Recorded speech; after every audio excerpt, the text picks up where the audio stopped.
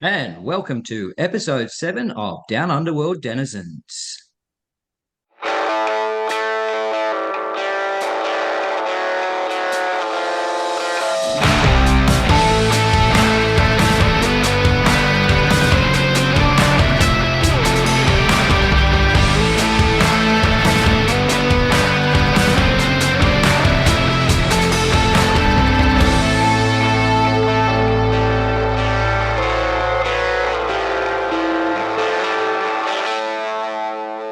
Okay, and in this episode, we'd like to start off with a question for our commentary team.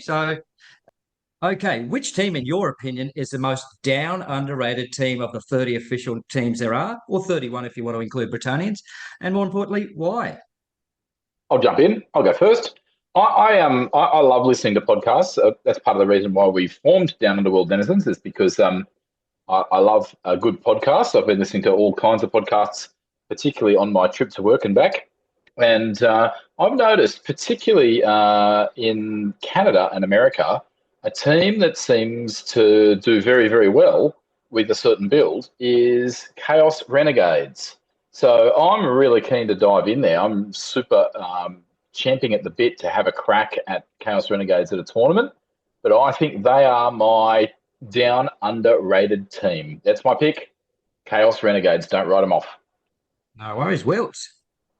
Yeah, so being that I've been on the Chaos hype train for the last couple of months, with mixed results, my down underrated team is actually the Nurgle team.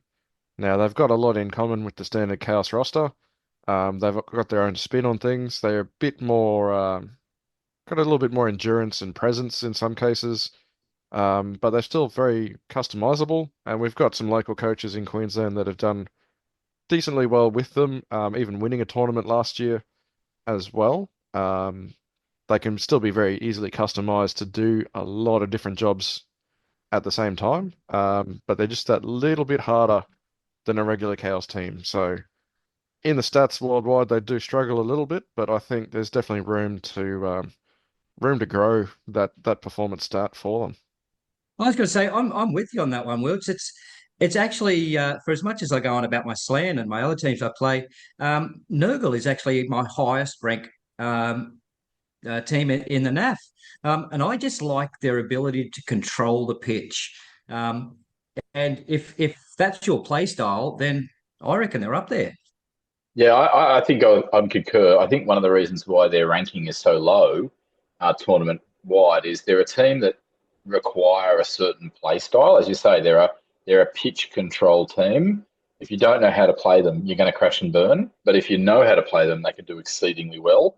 I think also there might be a little bit of knee jerk in here as well in terms of, obviously with the 2020 release, the Rodders got an agility nerf, which nobody thought they needed. But I think there's been a bit of a steer away from the team as a result of that. But actually, I don't think that really harms them that much. The Pestigors were always the ball carrier anyway, so it's not that big a deal. So yeah, I think there's a combination of factors going on as to why I think that's a really good pick. Wills? Great. And my team, I'm going to go with humans. I think I think they're a much better team than what they're performing, and I think probably the biggest reason is that TOs just haven't put them in the right tier yet. They can bash when they need to, they can dash when they need to. They're the jack of all trades, but for some reason their results just aren't up there. Yeah, I think they are an unusual team in that they have access to strength skills, but yet they've got movement 8 players. Well, so does Skaven. They just only have half as many. I guess that's true. And with a team of armor that low, that the bash is not going to work that well for you, is it? That's it. The Uh, poor old Skaven lineman, he's got one job: get smashed into the pitch. Get punched in the face. Yep. All righty. So, what have we got coming up this episode? We got a chat with the lads from WA in our Around the Gown segment.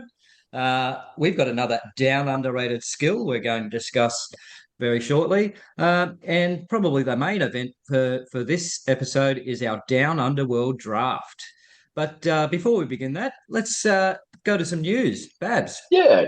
Look, I just wanted to just take the time to go through kind of what's going on in Queensland. I know we've got these four spheres we talk about, and we've certainly talked a little bit about the draft being kind of our local sphere because our league has wrapped up for the season. We don't kick off again until February. But you guys went on a road trip. Do you want to tell us a little bit about where did you trek first? Wilts, why don't we kick off with you? You left Rockhampton. Went where? Yeah, so Friday last week I went on a little bit of a cruise down to Bundy and to hang out with Millsy overnight and just not put too much strain on the travel for them, just all in one go. On the Saturday we cruised on into sunny Nambour, which wasn't very sunny at the time, but that's okay. Where Andrew Laidlaw Jones had coordinated with a local boutique brewery to put on a booze bowl event, which was heaps of fun. It's everything I love about Blood Bowl. Having a couple of beers with your mates, throwing some dice, having a whale of a time, and not taking anything too seriously. So how many? Uh, What was the format of Booze Bowl? Fill our I listeners was in. just it was just pretty much a free for all. Just people turn up, have a game, doesn't matter. Play someone else if you finish in time, and just keep going until everyone decided to go home. Yeah, but it was just a fantastic fun day of sevens. And like Wilt said, you just whoever's there, you got to play them. We each got to play Rowan Latta, which is Chaos Gnome. You might remember him from episode 3. One of the things, oh look, now he did cuss me out a little bit and said, Millsy, why didn't you talk about our game at the Big Ipswich? Um, and it was hands down the best game of Blood Bowl I've ever played. Rowan was playing Gnomes and I was playing Slan at the Big Ipswich. Just laugh a minute the whole time. Never thought I could top it. My game against him at the Booze Bowl was equally as fun, and there was just hilarity. I failed 5 turns in a row to pick up the ball, and we were just in hysterics the whole time.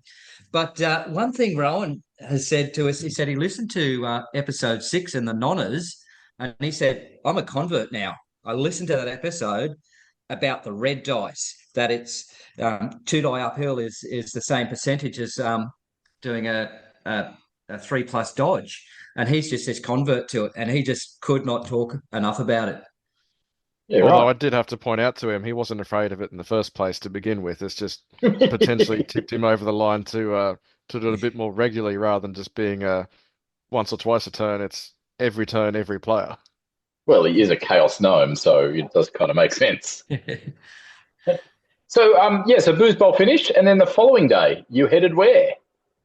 The following day, we had a completely empty run on the motorway getting into Brisbane to Chermside for Lee Hobbins's charity 7's for the Princess Alexandra Research Foundation. We got into Brisbane at a very, very good time. And it was great to help everyone get set up and help the event get started. It was a wonderful turnout.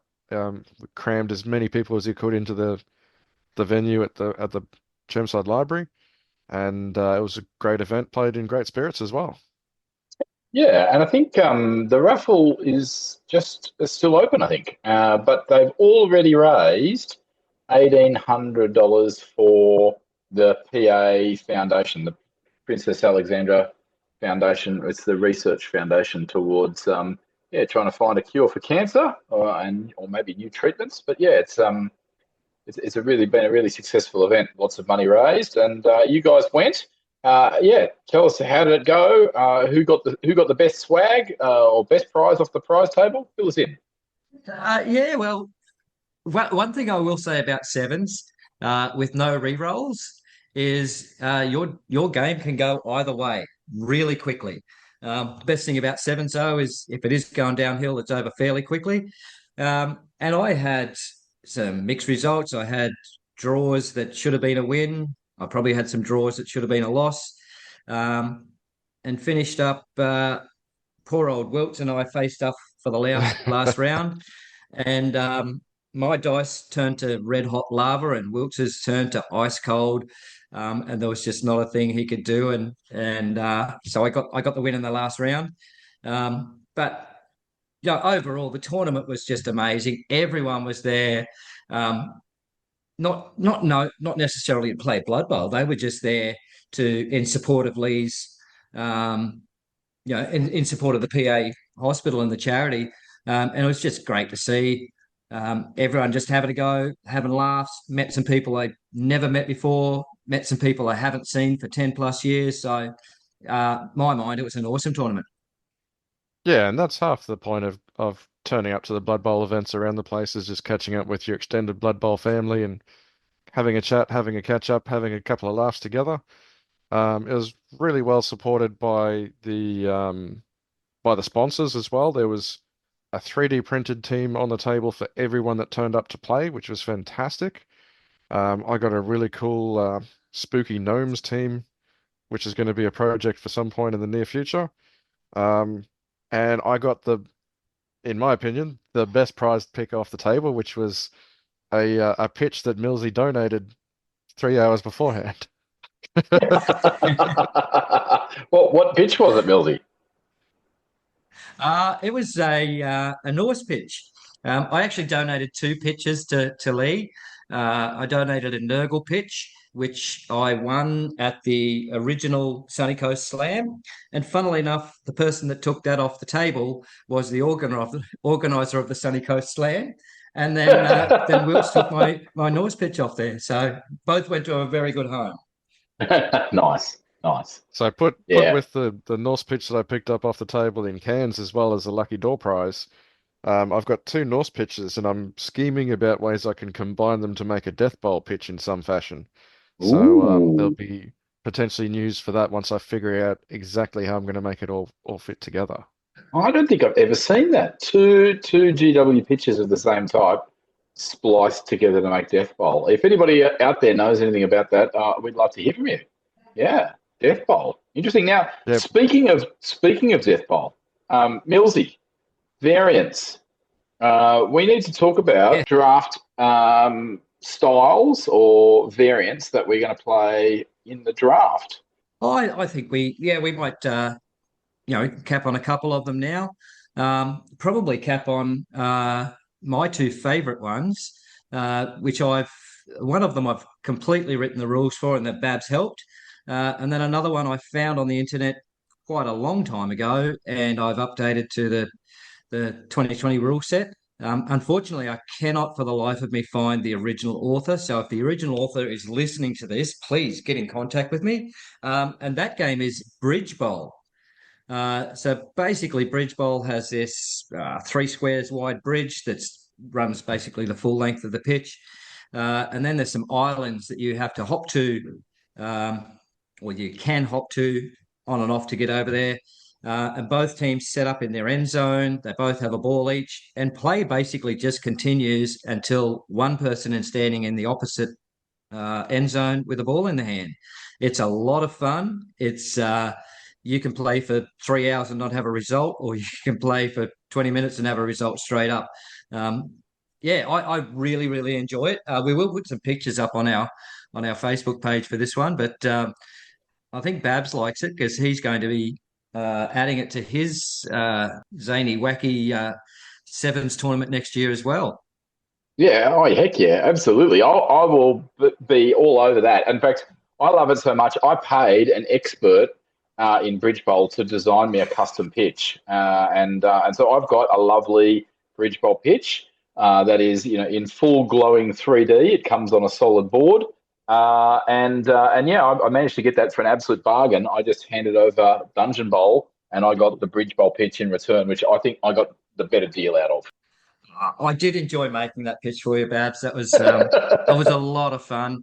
I do have to learn how to do snow effects a bit better, but yeah, I modified the original bridge bowl, which is supposed to be a stone bridge over a lava lake.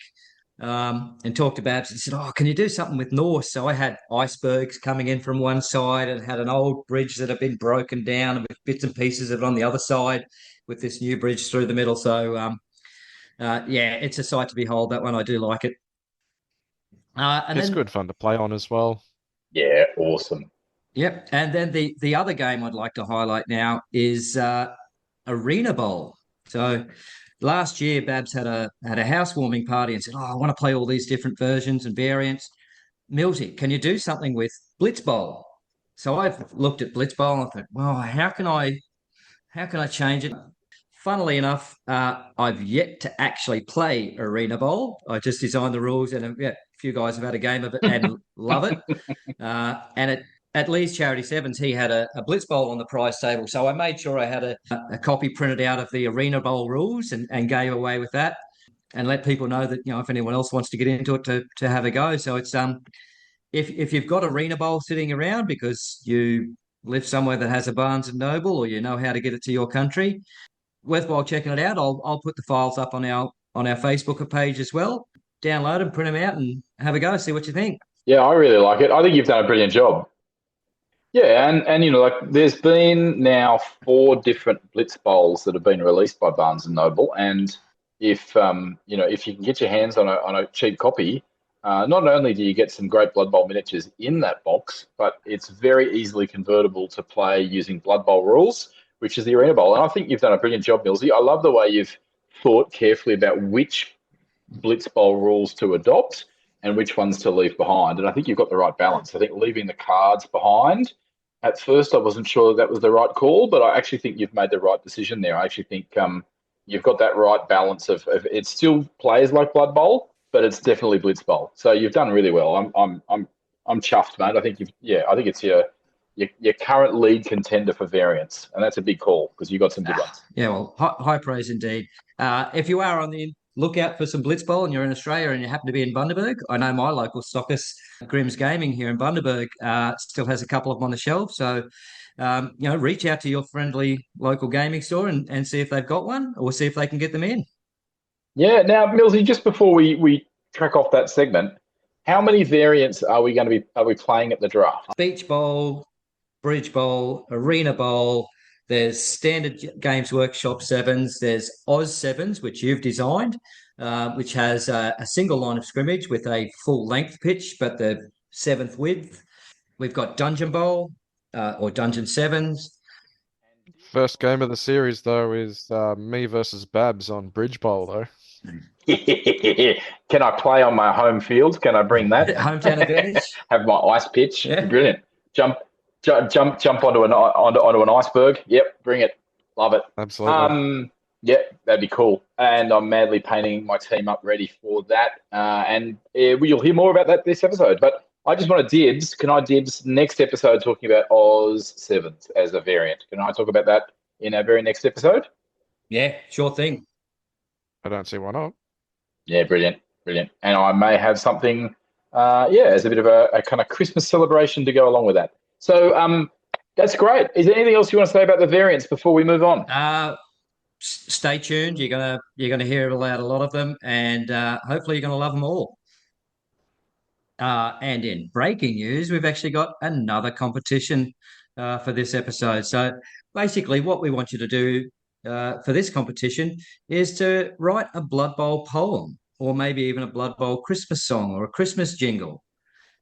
We do actually have a prize thanks to Tats Tabletop, and it's a 7's Black Orc team from Punga Miniatures. So what we'd like you to do is get those entrants into us. We'd like to read them out on the next episode, and also award that prize to whoever comes first in our mind. This is a big deal. This is a big deal. This is not just any old miniature. This is a whole 7's team, you're saying? This is correct, yes. A whole 7's team of Punga Black Orcs, which look amazing too. The Punga Savage Orcs, I think they're called. And so you've got to get creative and come up with a poem or a Christmas song. Does it have to beat the very high bar of Nyala's poem, or can it just be anybody enter anything? Oh, anybody for anything. We'll endeavour to read out all or most of them on the next episode, and then between the commentators, we'll come up with one that we thought was the best, and we'll ship a team off out to you. Yeah. And is Nyala eligible to make another poem and into a second poem? I don't see why not. Oh, as long as it's not the same one twice. Maybe she's going to regret putting in a best, that one first. Well, if she's got the creative juices, she can come up with another one. Yeah, okay. And look, the other thing I was going to say is, this is hearkening to the focus or the feature of episode 8. Do you want to fill us in a little bit, Millsy? Yeah, episode 8 is going to be coming out around Christmas. Our episode for Christmas, and I think the three commentators, and we're going to give a gift to the Blood Bowl community. So you'll need to stay tuned and download episode 8 to find out what we're giving to the world. I look forward to. Now, what about actually singing the Christmas song? Can we have audio recordings? Get an AI generated voice to sing it for us. If you'd like to audio record yours, yeah, I'm more than happy. I was just saying, get an AI generated voice to sing it for us so we don't have to embarrass ourselves. Yeah, I think that's Well, I the think the wise three of move us for might me. be ineligible. Yeah. Now, that's not the only news. I've Hey, heard some other news that you've achieved a milestone, Millsy. I have, and as small as it may be, but it's a milestone for me at the very least. So I've actually recently cracked my 100th registered NAF game. It was game 3 at the Big Ipswich gear. I was playing against Sean Horton with his vampires. I had my slan. And it was going amazingly for me. There was no chance he was going to come back. And then Shorto pulled out the draw and yeah, pulled out the last minute score and got the 2-all draw. But it was a fantastic game, and that was my 100th registered NAF game. I do actually have 103 sitting there now because I played a couple of games after that. But I actually went back through the stats and had a look, and there's at least a minimum of 14 games that I've played at a NAF tournament against people that weren't NAF members, and I've played in a couple of other tournaments that were not NAF sanctioned events. So, my real total is it's up there. It's probably over 125 or so. But yeah, it was just one of those little stats that mean nothing to anybody else, but they meant a lot to me. Yeah, just while you're there, I do think that's worth noting that we do have a bit of drag on our NAF results in Australia because we do actually have a significant number of coaches and events that are not NAF. In some parts of the world, that's almost unheard of, but not so here. In fact, the charity 7's event we were just talking about before, that was not a NAF registered event. I'm not sure about Why So Serious 3, which also happened in late October. It was a 7's event, very, very silly rule set. They also raised $1,700 for Beyond Blue, but I'm not sure whether that one's NAF or not. But certainly Lee's, he deliberately decided not to have it NAF. So, I think people need to recognise that in Australia, sometimes achieving the same goals that are relatively straightforward to achieve in some parts of the globe are not so easy to achieve here in Australia. So just want to talk you over a bit, Millsy. 100 NAF registered games is, as you say, it's not as straightforward as in some places to achieve. So it is a milestone nonetheless. Yeah, no, I was pretty proud of it, and just harkening back to Lee with his the charity 7's, that was a deliberate from Lee. He didn't want it NAF registered because he didn't want it to be a highly competitive game. He just wanted to have the community come together. So and I applaud him for that decision. It's he just wanted to have people there playing Blood Bowl for the sake of playing Blood Bowl. So there are reasons why people choose not to put on a NAF event. Having said that, in Queensland, our numbers are getting larger, and Lee's event was the first non-NAF tournament I went to, but every NAF event in Queensland this year that I went to, a total of 11, every competitor I played against was a NAF member. So our numbers are coming up. But yeah, like you said, across the world, it might not be the same for everybody else. Yeah. Now, Babs, you've also hit a milestone as well with your NAF rankings. Do you want to talk to us about that? Yeah, look, I think I've been obviously around the traps a long, long time. I know you've been around a long time too, but you had a bit of a break in the middle, partly just because Queensland did. But Yes. yeah, I've got 250 games under my belt. So yeah, I'm pretty happy about that, and I've got over 50 tournaments registered as well. I've been to over 50 tournaments, so yeah, I'm pretty pleased that my rankings are getting up there. And I've actually been talking about having a goal, which is probably going to take me, I reckon, maybe 4 years to get to, and that is I want to get every single team, every single Blood Bowl team type, to have a positive overall win rating in the NAF database. So yeah, I want to play every single race and not just play them. I want to have every single team with a positive record overall. So yeah, that's my goal, and I've been looking into that. And there's a bunch of coaches that have already achieved at least 24 teams with a positive NAF ranking, including one of our own Queenslanders, Tomsey, and a couple of other Aussies. So Hutchie and Rabbit. Rabbit, obviously friend of the show, been on episode 3. Yeah, both those guys have all also achieved over 24 NAF ranked Blood Bowl teams with a coach ranking of 150 or more. Now, outside of tracking stats, Babs, I hear that you've hit another milestone in your Blood Bowl hobby. Do you want to give us a little bit more of a rundown on that one? Yeah, I finally tracked down the final piece in my Blood Bowl collection. I was madly hunting a quite rare second edition Blood Bowl Treeman. People may not realise, but there's actually multiple arms and multiple heads for the Blood Bowl Treeman from second edition, and they came not with all of them in the same pack, so you had to collect them separately. And I already had both the arm types, or yeah, the different bodies and arms. I already had, obviously, there's only a single set of legs, and in fact, that single set of legs also gets used in the Lord of the Rings Tree Man that also existed at the same time. But I didn't have one of the heads, and the head has a knot for a nose. The Tree Man I had multiples of has a band-aid on their nose. I don't know why, given they're a tree, but there you go. Yeah, so I had multiples of one head and none of the other. So I finally managed to track that down, won that at auction, and it arrived this week. So yeah, I now have at least one of every single Blood Bowl miniature that exists, because I'm not counting two extremely rare unreleased miniatures. One of which is the elusive Dark Elf referee, which last time I saw go to auction sold for, I think, 1,600 US dollars.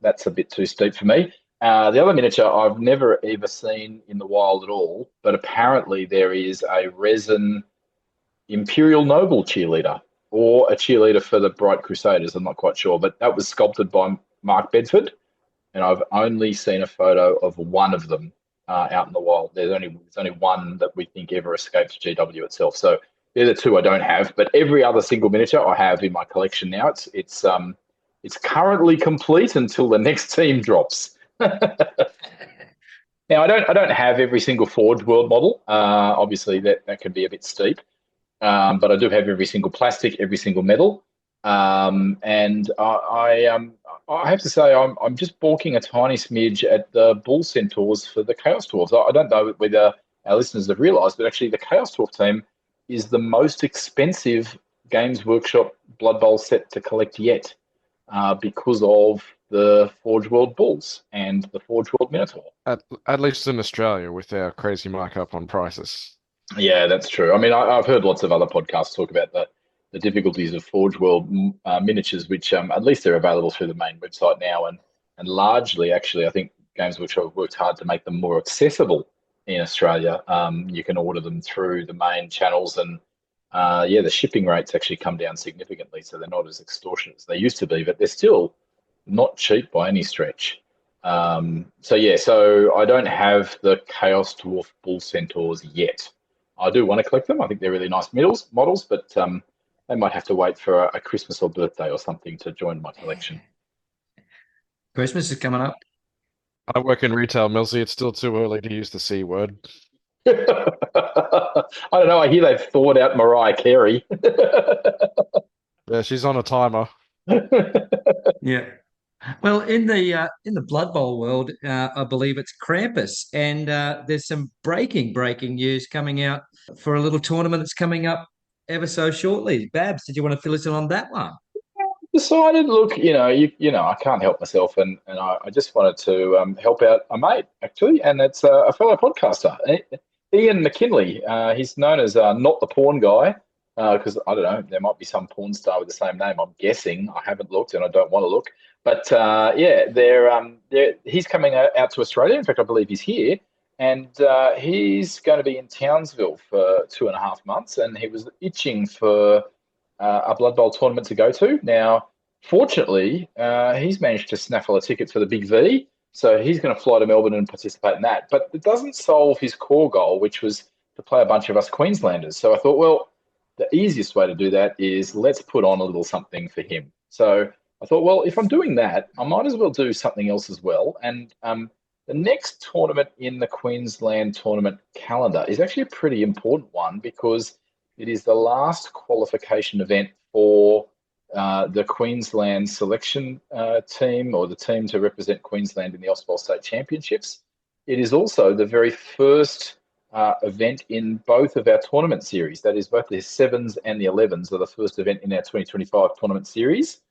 And so I thought, look, it's a really important event, and a lot of coaches might really want to get some practice in. So I've decided just to mimic the tournament build for the Brisbane City Bash in February of 2025 and allow coaches to come and practice. So I've actually deliberately made it a private group, and I've deliberately put a bit of a blanket of snow over the event because it is a bit of a Christmas themed event.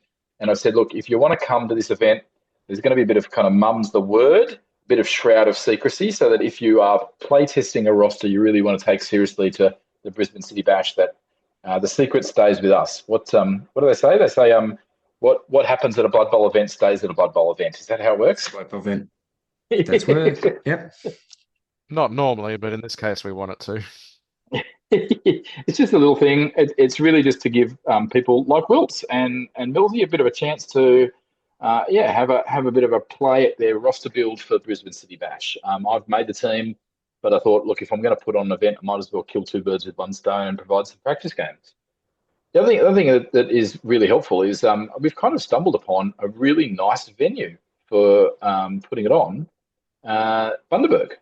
I didn't really quite tweak, but it's almost the halfway point between Rockhampton and Brisbane. And so it's quite a nice little location for the event because it means a bunch of guys from Sunny Coast and Brisbane will come north, and a bunch of people from Rocky and Glady will come south, and we'll meet up in the middle, Millsy's home turf. So yeah, that'll be really cool. And I'll travel a total of 15 minutes to a tournament. I cannot believe it. I'm loving the venue. Is that a world first? This is a world first. I'm no longer road tripping. I'm just I can probably even Uber it to my tournament. That'd be fantastic. And you just got to wait another 12 months before you run the Bundy Rumble, and you get to do it all over again. Yeah. Well, see, yeah, I've also got this. It's like, well, testing out the venue, can it handle enough people? Do people want to come up? So it's win-win everywhere on my part.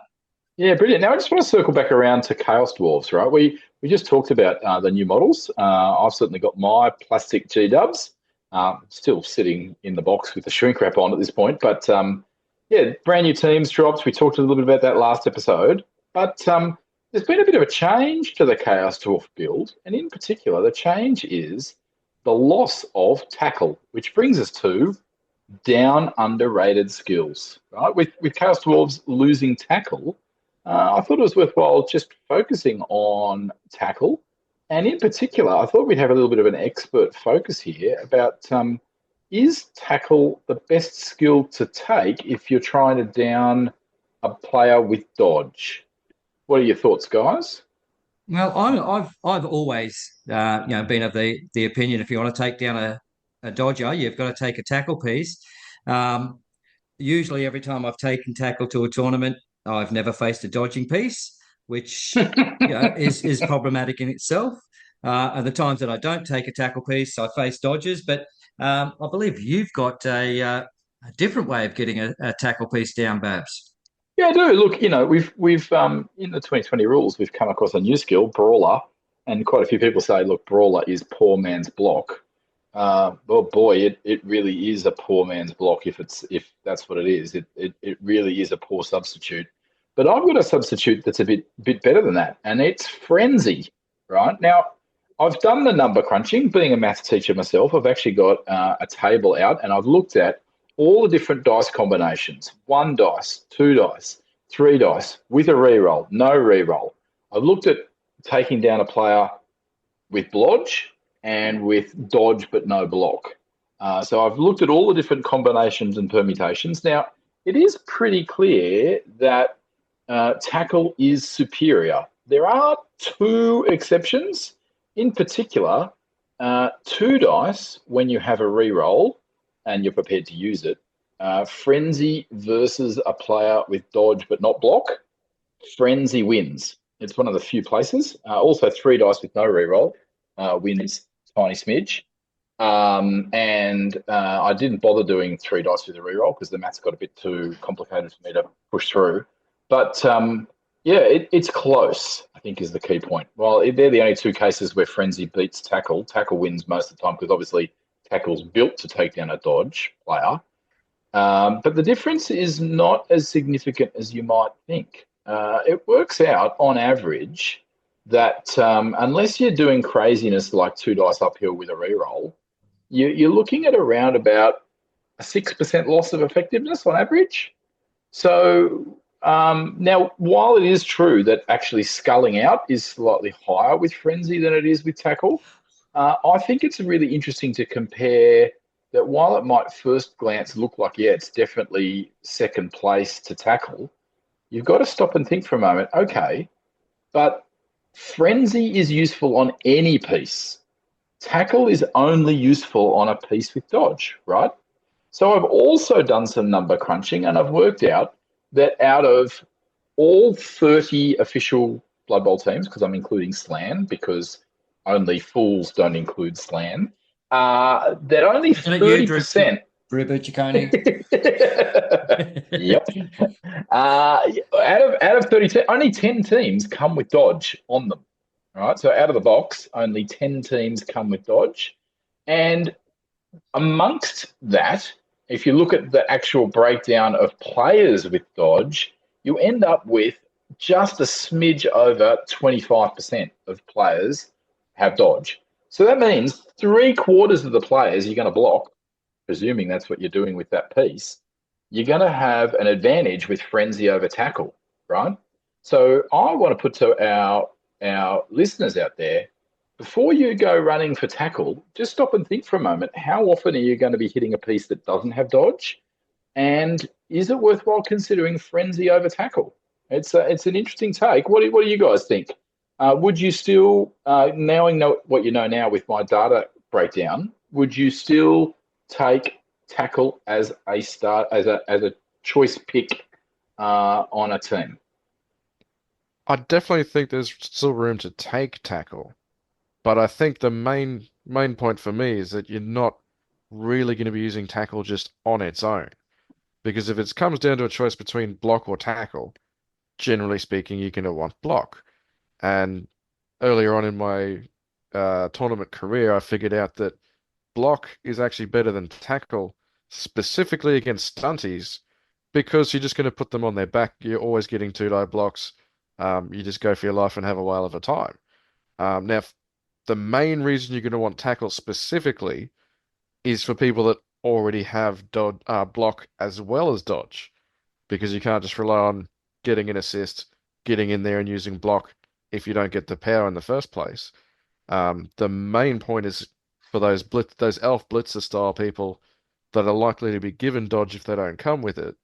You're gonna generally either want both, or you're not gonna need either because you're just gonna throw more dice at them. I'm on the fence both ways on this one. I do love the fact that frenzy, you can use that anytime on any player. And if you've got a team that's designed to sort of maybe crowd surf people, or one thing I like to do is control the pitch. And if someone's trying to control the pitch and you just push them away two squares with frenzy, that's, even if you don't get them down, that's a fantastic skill to have. Um, but there's also tackle is not just when you're blocking. If you're standing beside one of those players and they choose to dodge away, it negates the dodge there. Possibly they're burning more re-rolls. So it can go either way. One thing we haven't factored into this data you've got there is in a tournament. Uh, yes, there's only 25% of players that start with it, but a lot of tournament builds give you the access and options to take dodge. And I know when I eventually take domes next year, dodge is a thing I'm going to be taking quite a lot of. You'll be Um, spamming. Yep, got it. I'll be spamming dodge. So like it's still up in the air. I think it comes down to your preferred play style. Are you just want to going out and targeting that one particular dodge piece, or do you just like controlling the pitch and pushing people around everywhere? Yeah, and I guess I'm just pushing back gently at that kind of, your human blitzer type, which, traditionally people will give one tackle. Like they'll have a human blitzer they build as kind of an anti-dodge catcher or blodge blitzer, and they'll hunt and seek with that human catcher with tackle. And I guess I'm just suggesting that maybe you want to think a little bit more broadly. And I've had a little bit of success. I mean, I don't claim to be an expert on playing teams this way, but actually, rather than going one tackle, putting two human blitzers with frenzy, because then they can hit anyone. You don't have to just make the hunter seeker, and you don't lose out that much. So I'm just throwing it out there as an alternate build. I'm not saying there's not a place for a tackler on your team. In fact, I think the data says you've got about a 6% better shot at taking the ball carrier down if that's who you're hunting with dodge, and you've got less chance of sculling out. So there is an advantage to tackle, but I do think there's also an advantage in building somebody a little bit more broad in their use than just taking out the dodger.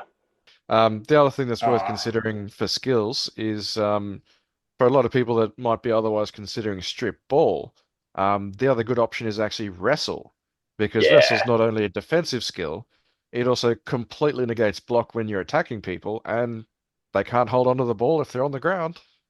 And what's even better than that is when you put them both on a player, strip ball and wrestle. Absolutely. I had a star thrall for my vampire team this season who had strip ball, wrestle, and sure hands.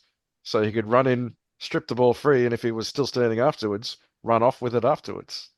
Millsy, what were you going to say? Yeah. Well, look, I was going to bring up the combo part there. On my slan, I take wrestle strip ball on my blitzers whenever I can. But there's some tournaments where you can stack some skills, and do you just go tackle and frenzy on the one player? Does that just make them a Ooh. beast? Well, and sometimes you might have a piece where you're halfway there anyway. Like, your Alf Werners on a Norse team, for example, they start with frenzy. So, you can kind of start partway there. I mean, I guess the reason we're talking about it is Chaos Dwarves lost tackle. So they don't have that to start with. So they're a little bit behind the eight ball, whereas before they were down that road already. But yeah, I still But I think, don't even think that they're behind the eight ball. They're just on parity with teams that aren't dwarves now. yeah, You maybe can that's still fair. give them tackle, but it's just not as automatic as it used to be. Yeah, yeah, I think that's valid. And they start with that precious block skill too. Yeah, they still come with block. Well, four of the six do anyway. And you're just going to burn the other two. Well, maybe literally and metaphorically. No, the other two, I don't want to write them off. I think if you give those two block, they come with brawler as well, and they've got disturbing presence. Don't forget, plus the extra movement. As I said, I still think a lot of people are knee-jerk reacting without actually giving these guys a bit of a run. I'm really keen to see how they go. Anything that gives them a bit more variety is definitely a good thing. I'm Yeah. keen to look at the data. I've actually got a plan for a Chaos Dwarf team that uh has the Minotaur and both Bull Centaurs, which crowds out what's available for the rest of it very harshly. But do you give the Minotaur tackle? No, but I give him break tackle usually. Does that count? Nice, but ching. All right, so Millsy, you're leading us in, are you? Well, I'll do the intro question, but if you want to do the introductions, and then I'll lead on with the first question. All right, I'm happy with that. All right. Anything else we want to talk about before we finally get going with the recorded bit? Oh no, I think we can just crack on, can't we? Go Yep. for it. Yep. All right, leading in three, two, one. And this section of Around the Grounds, we have the absolute privilege of going to the furthest distance away from the east coast of Australia, and that is none other than Western Australia. I'd like to just quickly introduce our hosts to you. We've got three fine young gentlemen from over WA. Why don't we do the rounds, say good day, and explain who you are in the WA crowd? I might start off. I'm Michael Watson, commonly go by Watto, and within the WA crowd, I'm probably one of the more senior statesmen, seen as one of the more experienced and knowledgeable people. Probably doesn't always reflect accurately, but sort of one of the commissioners of the league and try and help out with tournaments and stuff. When we got Ross as well. Yeah, so I'm Ross, Ross Burt. I've been a wargamer for about 3 decades, but recently returned to Blood Bowl. Been playing Blood Bowl in and around the Perth scene for probably 7 or 8 years now. Like to help out the guys with their tournaments and things. I run one of the local tournaments over here, which is the Crooked Cup. And I also have set up a Facebook group, which is Perth Blood Bowlers for the local Perth community and all of WA. About 290 something members at the moment. And we use that to keep in touch with one another, advertise events, advertise leagues, tournaments, and just show off when someone's painted something fancy or something like that as well. So Yeah, I'm Rob Wood, or better known as Woodsy by most people. I first played Blood Bowl back in the original edition, when it was all just cardboard standees.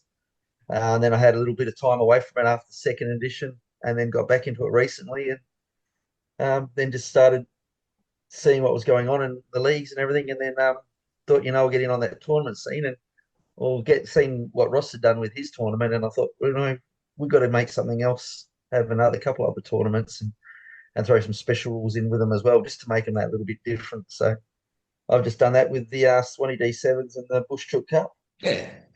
Okay, lad. So, what's going on league-wise in WA? Is it just all centered around Perth, or do you know of any other further afield, or what do you got, and how many are there? With the leagues within WA, we've actually got quite a few going on. Most of the leagues that I'm aware of run on our Waffle website. The main league for that one is the West Coast League, and that's run by myself and Juro.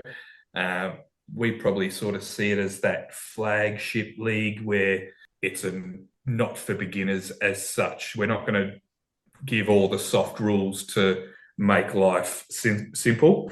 If you're going to be in it, you've got to be in it, balls and all, and just accept what happens. So we run that one twice a year, sorry, first 6 months and second 6 months. But we also try and run some sort of variant league as well that will run over a year. So we've done some Chaos Cup versions, we've done some 7's versions, and we've done another one, BFL, which is a Bash and Flash league, which just has a different sort of setup once you get through the first few rounds, where it starts to put people into similar win-loss groups. But we've got a total of 7 active leagues on the site at the moment. Some as far out as Kalgoorlie. They're running their own leagues there. Some are based around clubs. So we've got one north that covers more north of Perth, one that covers sort of just south of Perth, and then one that covers down in Mandurah as well, which is, well, they probably do consider themselves part of Perth, and we don't. the rest of us don't. We don't. Not and then there's, if we're going to travel more than 20 minutes, leagues. It's not part of Perth.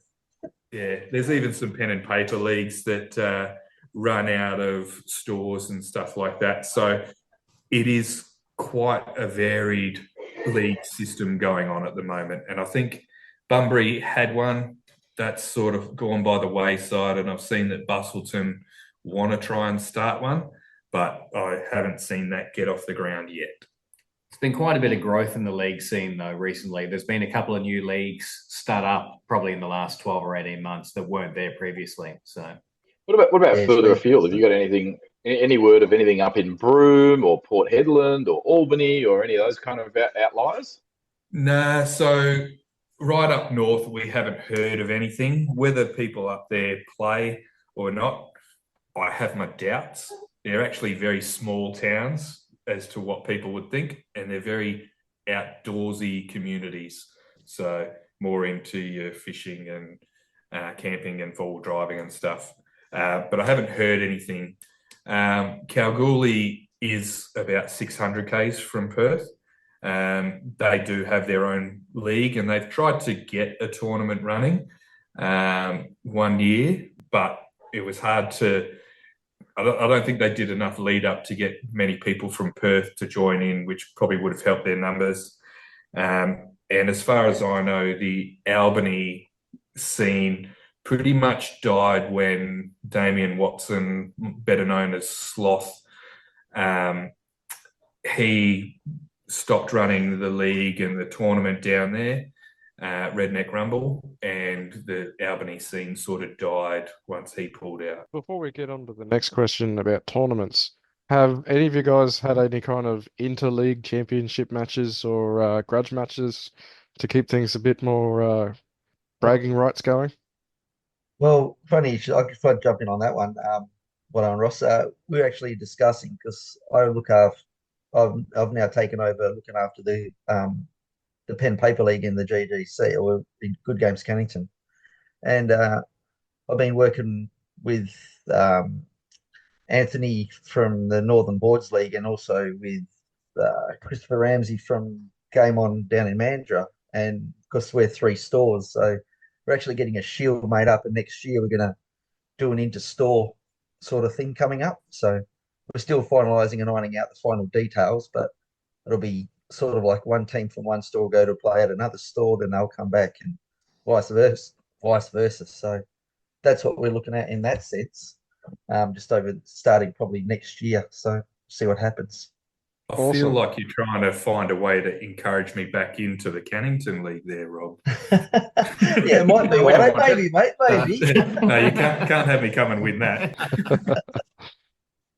Fair enough. So Yeah, outside of that, if you guys want to give us a rundown of the current tournament circuit and how many events you generally hold every 12 months.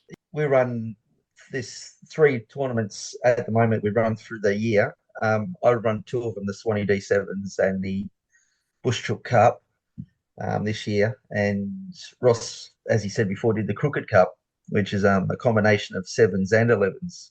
So, and that was one of the ideas that gave me the thought to change things up a little bit differently. So, I don't know if you would have seen on the Ausbowl, you probably have webpage that we've got a star player for the Bush Chook Cup this year, and he's actually come from the Swanee D7s tournament earlier in the year, where each team gets to build a star player, and then they're voted on, and whoever wins the votes basically becomes the star player for the Bush Chook Cup. Angry Dragon. That's him, the Angry Dragon. It was a lot of fun to make him the guy Jared, who actually won the competition with him. At the end of it, we sat down with him and sort of discussed exactly what he wanted to have, sort of thing, with the character. And he just wanted his description to us was, "Hey, I just want him to be angry all the time, just wants to smash things, and that's pretty much it." So we thought, okay, let's work around that. And we thought Bonehead doesn't really come into that because it's the sort of thing. So we're looking at things to do. We thought maybe we'd take the Bonehead out of him to try to balance it with the cost. Would have been just too expensive. So we decided on animal savagery, so that he will get to act every turn, but he's still got that nega trait where he's going to hurt someone. So, and we ran it past Jared, and he was happy with the way that it changed out. Yeah, and so that was how he's got into the Bush Chook Cup for the star player draft. So, yeah, that's how he got where he was. He come from the Swanee D7s. So, and a couple of the boys, and both Ross and Watto played in that, and so they know how it sort of went. It runs up. So yeah, it was pretty good. Ross, you want to run through the Crooked Cup, mate? That's your cup of tea. So Yeah, and sure. an enjoyable one. Yeah, the Crooked Cup is something that I put together because Perth is a very geographically spread out city. There's quite a distance between north and south, and we didn't actually You're talking have. like 100 k's. Yeah, it's a good bit of a drive. So, and we didn't really have anything in the northern suburbs. So I decided to set up a tournament that was going to be based in the northern suburbs. But I didn't want to do just your typical three games of 11s, 1 day tournament because as much fun as they are, it's not really unique and it doesn't really have any calling point to me. So I decided to do a tournament that was going to be 2 games of 11s and 2 games of 7s. And both of those contribute to the same result. So it's actually a really easy day. The 7s games go really quickly, as they always do. And your 11s games are a little bit more split up, as you've got 11s and then 2 games of 7s and then an 11s game. So we've been getting pretty good numbers for that. We've had about, I think it was either 24 or possibly 26, I don't recall, but it was 20-something people this year, which is our best turnout so far. And just a really enjoyable tournament, really casual, that people are able to come and just explore a bit of the northern suburbs, which a lot of the Southies don't normally do, and get out there and enjoy a bit of Blood Bowl. So the pro and con of that tournament, though, is it can't be a NAF tournament because it's got the 2 variants in it. But so the negative side is you can't have your games ranked or recorded. But the positive is that you don't need to worry about that if that's something you worry about, or if you feel like, oh, I'm not a NAF member, can I still play or whatever? You don't have to worry about that, and you can just come along and have fun with it. Cool. Okay, yeah, we've got the both the Swanee D7s and the Bushchook Cup. We make sure they're NAF events each year, so they're pretty good in that sense. We've got our NAF events there as well, so. Yeah, One of the really interesting things with Crooked Cup, though, that I've found a lot of people have come to me over the years is that traditionally some teams are better at playing 11s and some teams are better at 7s, but finding a team that plays well across both of them is not always going to be a natural fit. So, but when we look at the WA tournament scene over the last few years since Sandgroper Cup finished, it's been in probably a constant state of flux where we've been trying to figure out what works. Some years we've had more tournaments, some years we've had less, but we found that we still struggled to get consistent numbers beyond a sort of core group of about 10 people. So it did discourage a few people from organising tournaments because it's obviously a lot of time, effort and money to be put in towards it. And if you feel like you're not getting the support, it made it a bit harder. It seems like with a bit of growth that some things are starting to stabilise a little bit in that regard, which is good. And we've even tried things like having Super Series. The Super Series, we called it. So, you know, your points from each tournament were ranked and, you know, whoever did the best at the end was that Super Series winner. And we still found that probably didn't help us as much as we were hoping because it was probably still a case of 2 or 3 people only being in the running by the end. So others weren't encouraged to still continue. And that was all pre-COVID as well. Yeah. So that was quite a while ago now. So even though COVID feels like it was a long time ago, it wasn't really. Yeah, that was one of the things that I tried to do with my tournaments was to introduce weird rules or weird setups for them when they started and that sort of thing, just to make it that little bit different. Like with the Bushchook Cup, we have the star player draft because I always had that issue with having, you know, the same people having 2 or 3, always seeing the same 2 or 3 stars across multiple teams at tournaments. And so you might get a couple of grifts during a game through a tournament from 2 different people and things like that. So the first thing I did with the Bushchook Cup was said, let's make a star player draft. So you actually got to draft your players, draft your star players. So you bid for them, basically. Yeah, it's a Dutch auction, isn't it? Like it's a silent auction. Yeah, that's right. Yeah. And but if 2 people bid the same amount of money, then the star player goes to neither. So all the star players have to have a minimum bid, obviously, of their starting value for whatever their buy price is. For instance, like a Griff's 280, but you could bid say 300 on him if you wanted to. If you wanted to try to make sure you take him. But if two people bid 300 on him, then neither person would get it, and then he'll go into the second round draft. So, but it's all in the coaches pack for the Bushel Cup on the event page. Which tournament is the Keystone tournament? Like, which one would you say is the number one WA event for interstaters to get to? If they got to come to one, which one? Well, At the I think moment, probably Bush Chook. Well, the Bush Chook is our only 2-day, or it just expanded out to 2 days, didn't it, Rob? yeah, because it was originally one. We were going to leave it at one for too long, and then we thought, discussed it with Ross and everything, and said we need to make an event a premier one. We need a 2-day event. Myself and Dan, who's my graphics designer, the guy that puts all my ideas into pictures, he was keen to get a 2-day one going as well. So, and then we were planning on making it 2 days eventually, but it sort of fell into the lap where it's come forward a little bit. Yeah. So other than ending up with the amazing, let me try and get some kind of Asian spin on it. Like, other than getting Anne Gree, why should interstaters travel west for it? Give us a bit of a plug. It's got its thing with obviously with the draft. There will be the swag will get released as well eventually. So it's going to be this year will be a full set of dice cup, key ring that comes at everyone, and also the Bush Chook Cup coin this year will be a new coin. We change the coin every year they come across.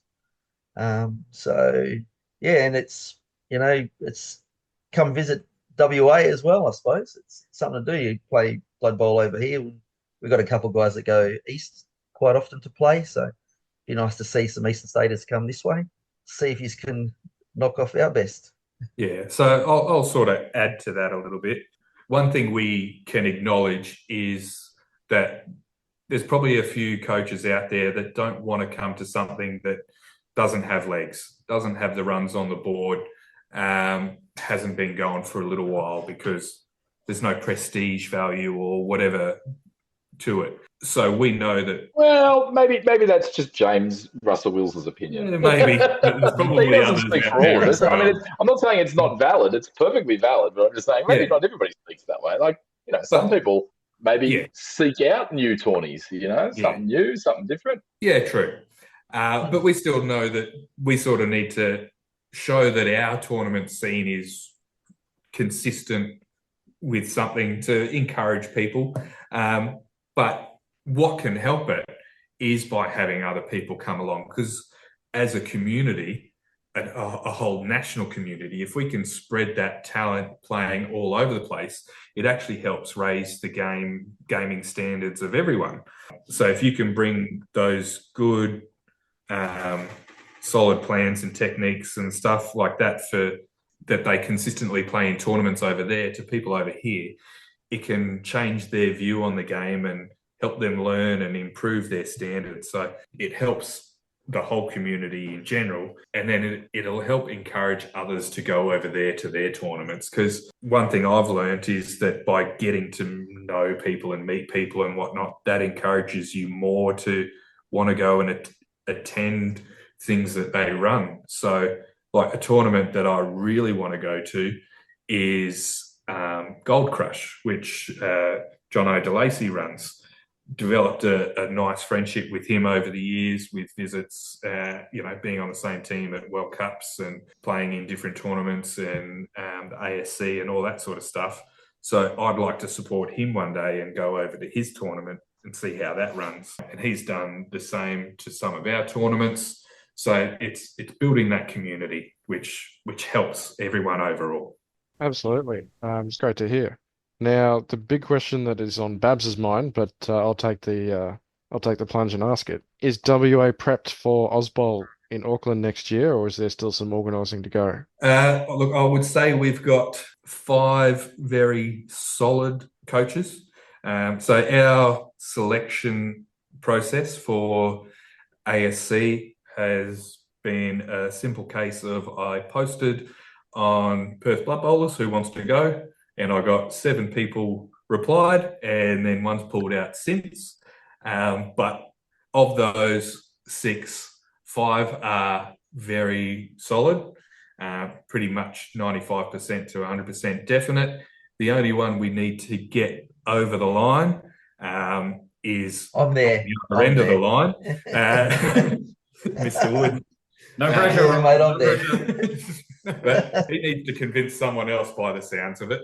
But look, WA is obviously represented at every ASC. I've had the good fortune of being at all of them except the first one when I wasn't even involved in the game. And I encourage people to get involved in it because, like, despite them, you know, you're going to have tough games. It's such good fun. And even the tough games make it that bit more fun. You know, you challenge yourself and it's challenging for your opponents and stuff like that as well. So we will definitely get a team over there. If Rob can't fill a spot, we might have to offer it to someone else, but we're not at that stage yet. So I'm going. Yeah. I'm going. Don't worry, I'm going. I've already spoken to the cook, and I've told. Oh, there we go. So it looks like we've got our 6. Well, we just had number 6 confirmed, so we're good, boys. We're good. Locked in.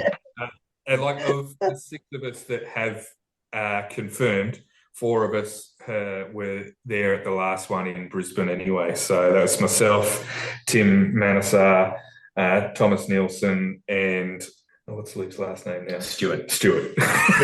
I think it's always been Stuart. It's always been his last name. He hasn't got married and changed his name recently. You sure? He could have.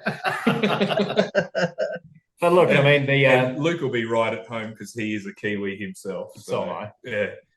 No one knows that. Yeah, well, you don't sound anything like it. He does. But look, the WA guys have got no reason not to go over there and basically clean it out and win it. So I hope you guys are all prepared for that. So yeah. Now, speaking of old hands, like, you know, some of you guys have been around the traps a while. What about the old crew who were involved in Sandgroper? Like, you know, back in the day, Sandgroper Cup was, you know, one of the Australian majors. You know, it was one of the, you know, top 4 events to get to. Are any of those lads still around? Andrew Lovell, those kind of crew? So, yeah, Drew's still around. Yeah. Yeah. He was one actually. So Andrew Lovell and Dave Capon were the brains behind it. Andrew Lovell still plays sparingly. I think he's probably only going to be able to get to one tournament this year, and that'll be the Bushchook Cup. So if anyone wants to catch up with Drew, that's a good opportunity to catch up with him because he'll be there. Dave Capon, however, I think the last time I saw him play would have been about 2019 or something like that. Bruno and Julian, they have still stayed in the game, but more just occasionally in like maybe one league. Julian's still managed to get to some ASCs and stuff with us. Joel, he helped out for a while as well. He went by Rune Jack.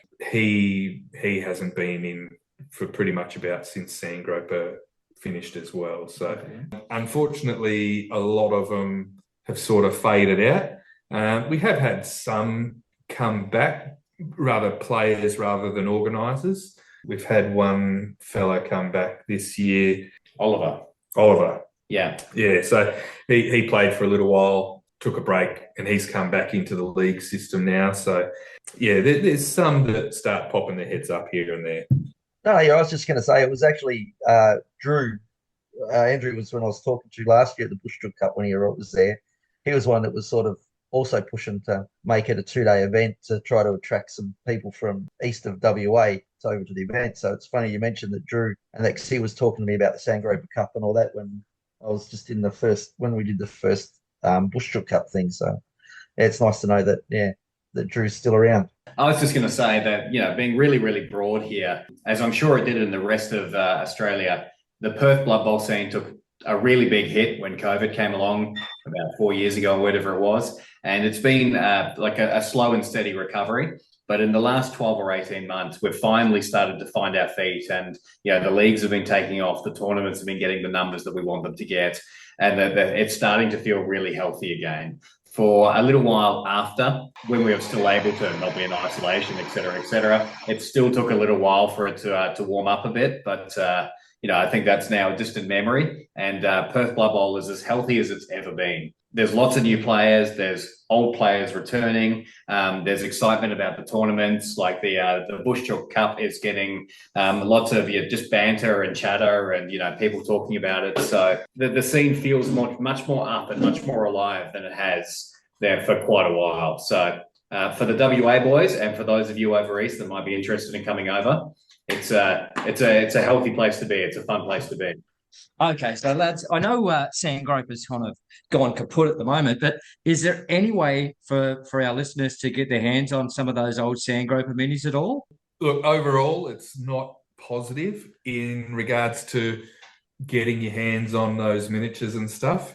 All we have left is one Lord Zandy miniature. So he was a Chaos Warrior.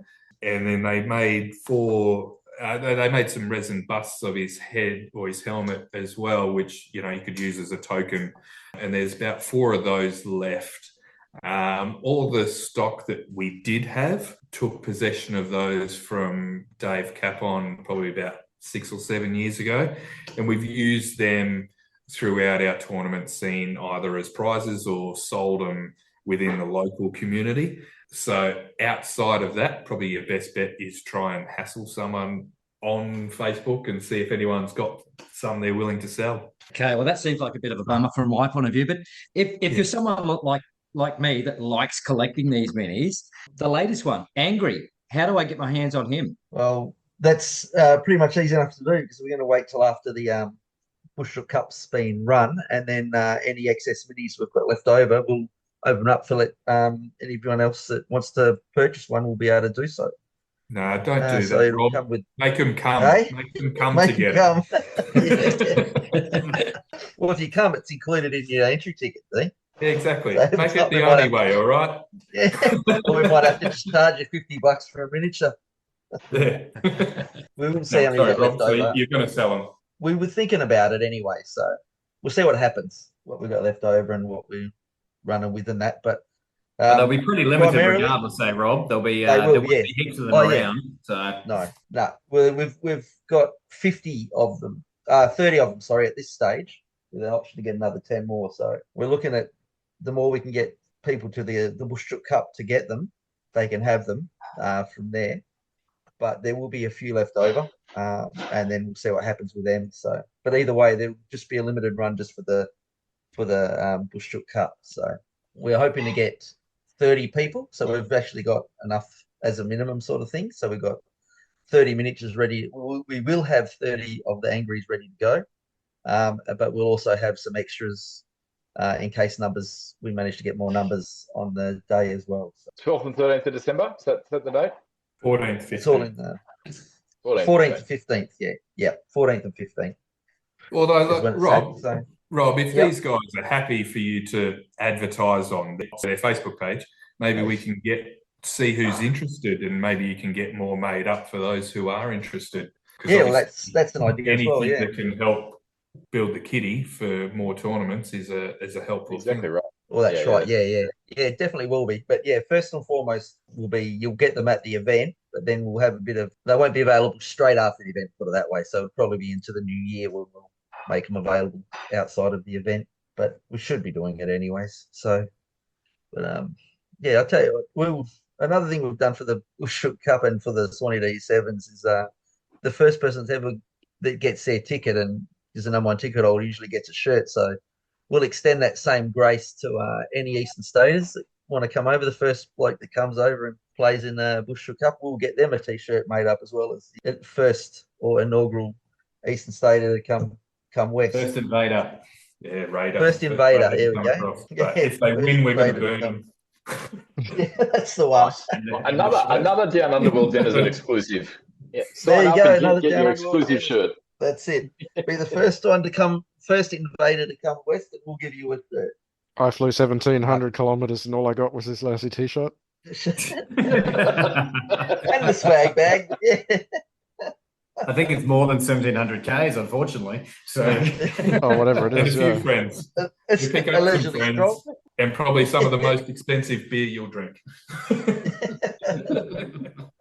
Oh, I don't know. Beer pricing in Brisbane's getting pretty bad these days when we go visit there. Oh, there you go, 4,300 kilometers. So just to recap, guys, we've got Yep. the Swanee 7's, the Crooked Cup as a combined event, and then the Bush Chook Cup as the 2-day premier event. Whereabouts in the year do they fall on average? Okay, the Swanee Sevens is usually around the April, May sort of a area, and then Bush Chook, we've been running it in the December, and this year it's the 14th and 15th of December. Ross, Crooked Cup.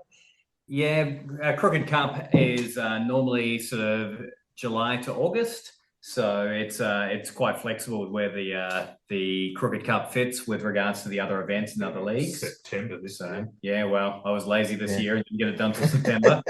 But it seems likely that the Bush Chalk Cup and Crooked Cup will be swapping slots. So Bush Yep. Chalk will move to the July, August, September in that realm, and Crooked Cup will swap over to the November, December time slot. But at the moment, we're trying to run 3 tournaments a year, so one every quarter, effectively. So importantly, there will be something happening early in the year, something happening in the middle of the year, and then something at the end. Yeah, that's Yeah. great. But just make sure you don't clash with Eucalyptus Bowl, because Yeah, that's what. Yeah, Eucalyptus that's Bowl's one got thing we their do. 20th year anniversary this year coming, so it's going to be a big one. We want to get triple digits in terms of coaches, so I want to see. Feels some like that WA might be lads hard to go for that. compete with. Yeah. Yeah. Yeah. Well, honestly, you guys come over for that, right? If you run within 2 weeks, we're going to have to come over with the exclusive goal of just punching you for being too close to Uke Bowl. If it means Yeah, you come no, we're over, gonna- we'll do it. So Yeah, we'll look at when we're hopefully through the Ausbold webpage and that they'll we can get some sort of list of the timings of everything and then slot it in somewhere where it'll fit without I can so tell you you that can- 5th and 6th of July 2025. Make sure you're Oh, avoiding you'll that. be right. We weren't looking at that early in the year. You're all good, Babs. So, lads, is there anything else we've missed in the WA circuit or the WAC? Anything on the horizon that you guys want to fill us in about?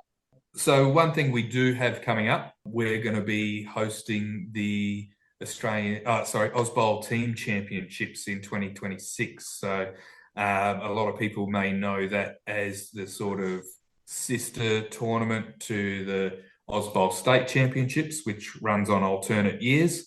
And this one is that team-based tournament of 3 coaches working together as such for their results to combine for a win and hopefully give themselves probably not so much state bragging rights, but a bit more personal bragging rights sort of thing. So that's going to be run in about that March-April period in 2026. We will run it here in Perth. So if you want to get yourself a little bit of a heads up to what the competition might be like in regards to WA coaches, maybe getting yourself over here for a tournament before that could be a good bit of prep. So we're hoping that we can obviously get a few WA teams together. Usually the host state is the highest represented. So hopefully we can get ourselves a good few coaches involved in that, maybe steal ourselves a win by hosting it ourselves. So, lads, any final things to say? I know you've been really accommodating, trying to get us eastern states over there, but here's your last chance to do good, solid sledging against us. Any final thoughts? Well, I don't think we're really in a position for sledging but we will. most tournaments that we've had Eastern State Raiders come across to get the prize. So, and we haven't really been able to return the favour. But if we're going to sledge anything, it's probably just that you're not willing to come over. It's like you act like maybe you're scared or something. I don't know, or you're just all too poor to get over here. You don't have that mining money in your pocket, so you can't make the trip. Nice. Well, look, I mean, he's looking out. just from a general point of view, the rest of Australia thinks they've got the best beaches, but it's pretty clear that WA does. So come over and prove us wrong if that's what you want to do. That's it. Gold Coast, Smold Coast. So Come to WA, wait a while, and it'll happen. That's brilliant, guys. Thanks so much for coming on Down Underworld Denizens. No worries. Thanks for having Thanks us. for having us. Cheers, guys. Okay, bye. We are live here at Millennium Comics in sunny Rockhampton, although it was a bit rainy on my way up this morning, recording for our draft segment. So just to go on through and recap the rules, basically you need 6 players altogether, 6 teams that have a total of 6 positionals and 6 linemen on them. We go through, each person gets a first round draft picked and gets to choose 1 positional and 1 lineman from each team. Once it's gone through, you'll end up with a relatively even matched draft team. So that gave us 12 players in total. We've chosen to try and highlight this with some 7's variants because I'm the variant king. And so we've chopped it down to four positionals max and however many linemen you could fit on the pitch. And we've got 7 or 8 different versions of 7's we're playing today.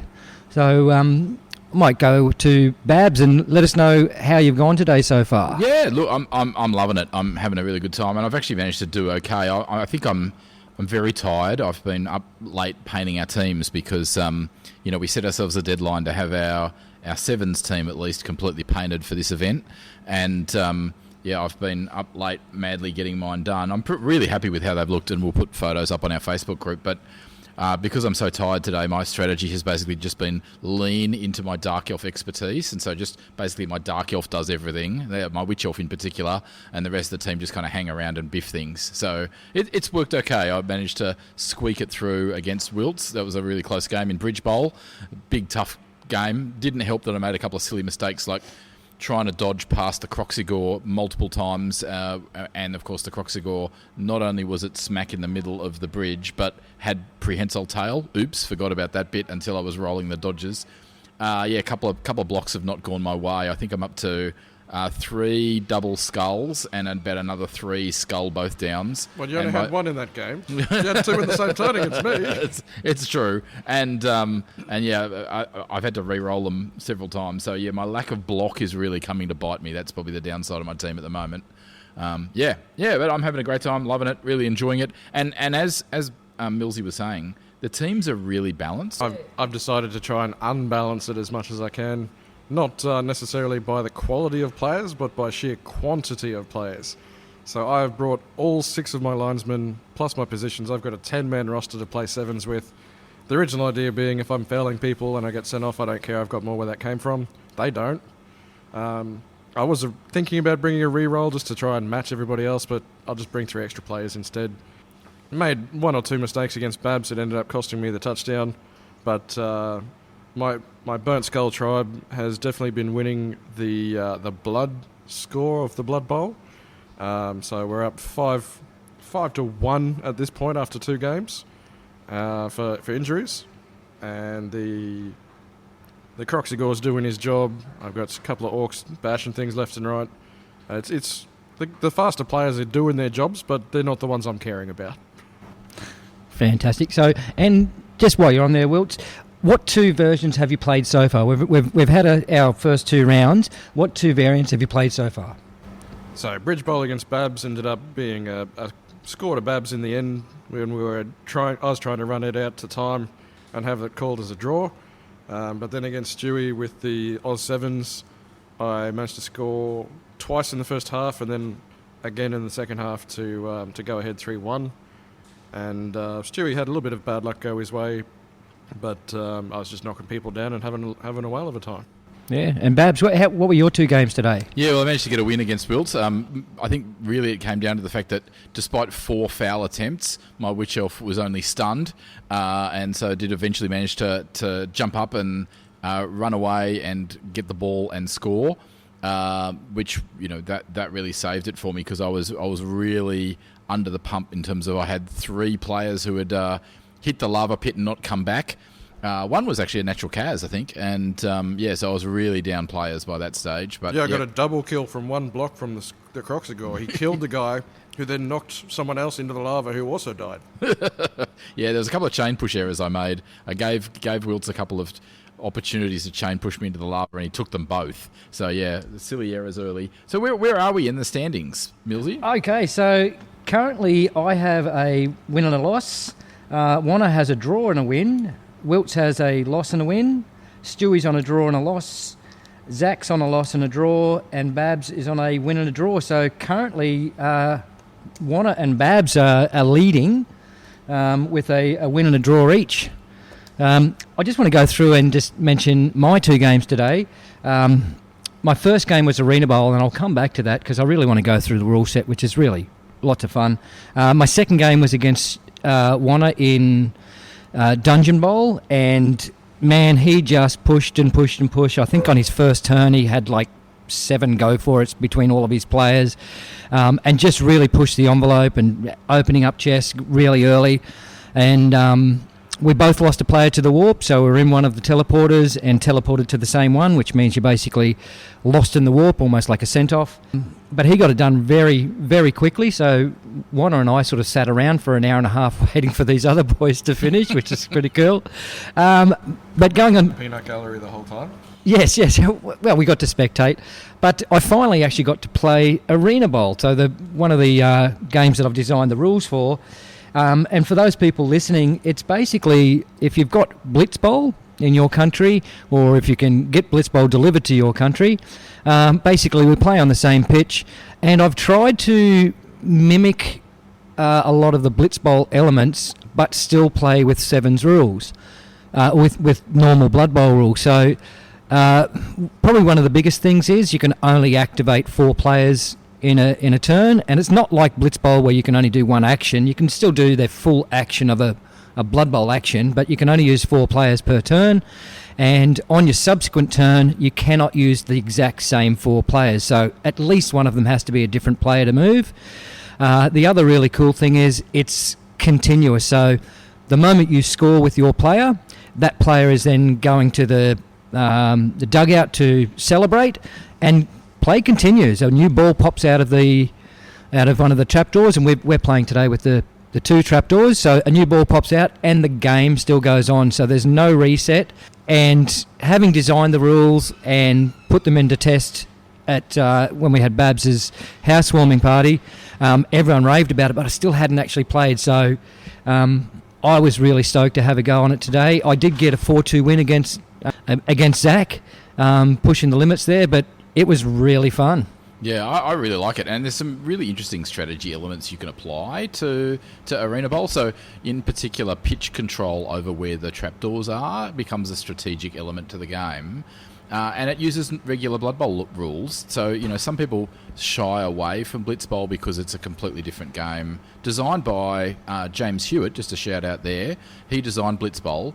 He's the guy who designed Dread Ball and actually came onto the 2016 rules design committee. So he was actually making rules for Blood Bowl itself in the BB 2016 era.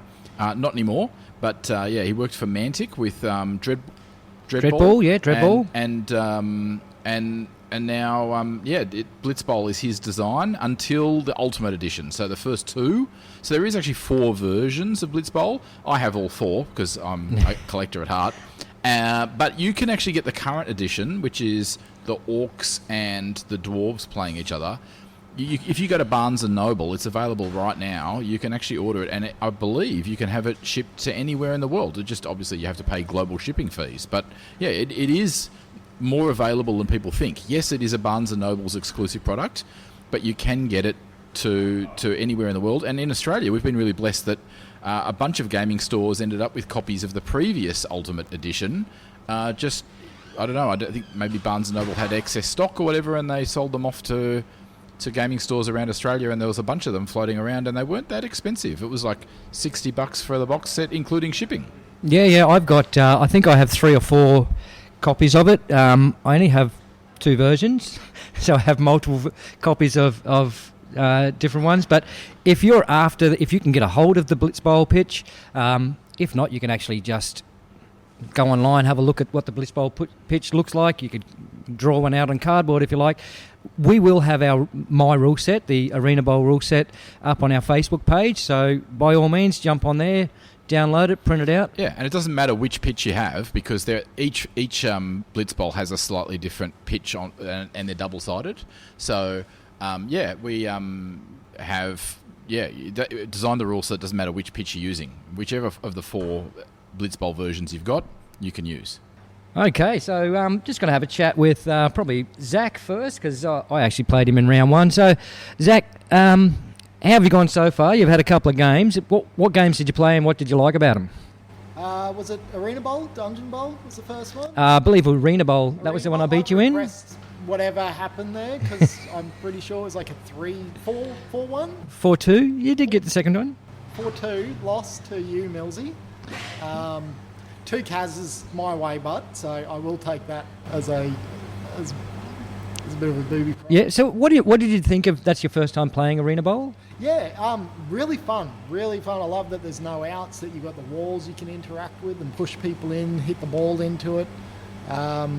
Really, really enjoyable variance game. Yeah, highly recommend. I'm Cool. not sure who wrote those rules, but they are pretty well written. Oh, I've heard there's some guy he's pretty awesome apparently. He writes lots of rules. It's really good, really fast paced. Being only you got 7 on the pitch as a normal 7's, but you can only activate 4, and then the next turn you can activate 4, but you can't activate the exact same 4. Yeah, and it was my first time playing it as well, and it's just really tactical. You've got to really think about which 4 am I going to activate this time, because next time I have to score or next time I have to move, and it just adds a whole level of complexity to the game. Yeah, do I stand this guy up and burn one of my activations, or go actually do something? Yeah, cool? do I risk the 1 die block rather than putting this guy to stand up and get the 2 die block, but then I've got 1 less player to activate? It's I will put a question back on yourself, Millsy.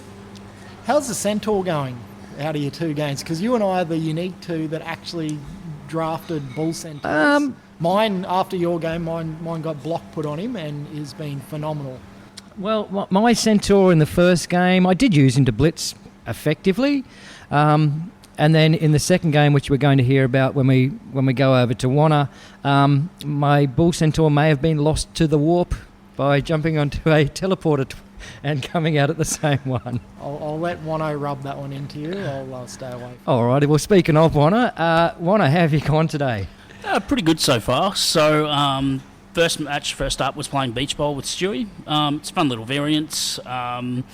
Something I don't think I'll ever quite get used to is that going for it or rushing is on a 4+ instead of a 2, which tends to go against my better judgment a lot of the time. But yeah, we only made it just past the first half in that game and ended in a draw. Did make up for it in Dungeon Bowl because you just used all your going for it's in that game, didn't you? Oh yeah, just out the gates, gambled everything, lost at least 1 player to the warp. But just to rub it in a little bit, I'm now 2 games up and with near 0 losses versus you in Dungeon Bowl. This is correct.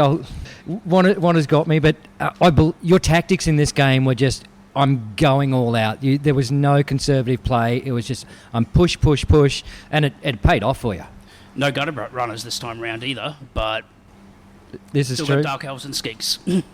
Yeah, well, if you've got someone that can pick it up on a 2+ and you've got someone that can run 8, it works out well. Just, gambled pretty hard pretty early on, and it paid off, thankfully. Could have easily gone the other way. Well, it could have, but yeah, like I said, it's not a game that is designed to take it easy in. It's one of those games, if you want the win, you've just got to push it and you've got to go for it. Agreed. Okay, so we've finished up the Down Underworld draft. We have a few results that I'd like to announce, but before we do, we've just got Babs and Zach here, so I just want to hear from them, just how their thoughts on the day. Who's up first? Zach? Yeah, it's a really good day, really good outing. I had, I think, 2 wins, a draw, and an absolute flogging from yourself there, Millsy, on their first game. But it was really good to play some variants. I've only ever played sort of 11s and 7s effectively. So we played Arena Bowl, the GW 7s, Bridge Bowl, and Dungeon Bowl were the random games that I spun up and played. Arena Bowl was fantastic. That is a really good rule set, really great fun interaction, active sequence, and great wall interactions. I really enjoyed it and would go back for that.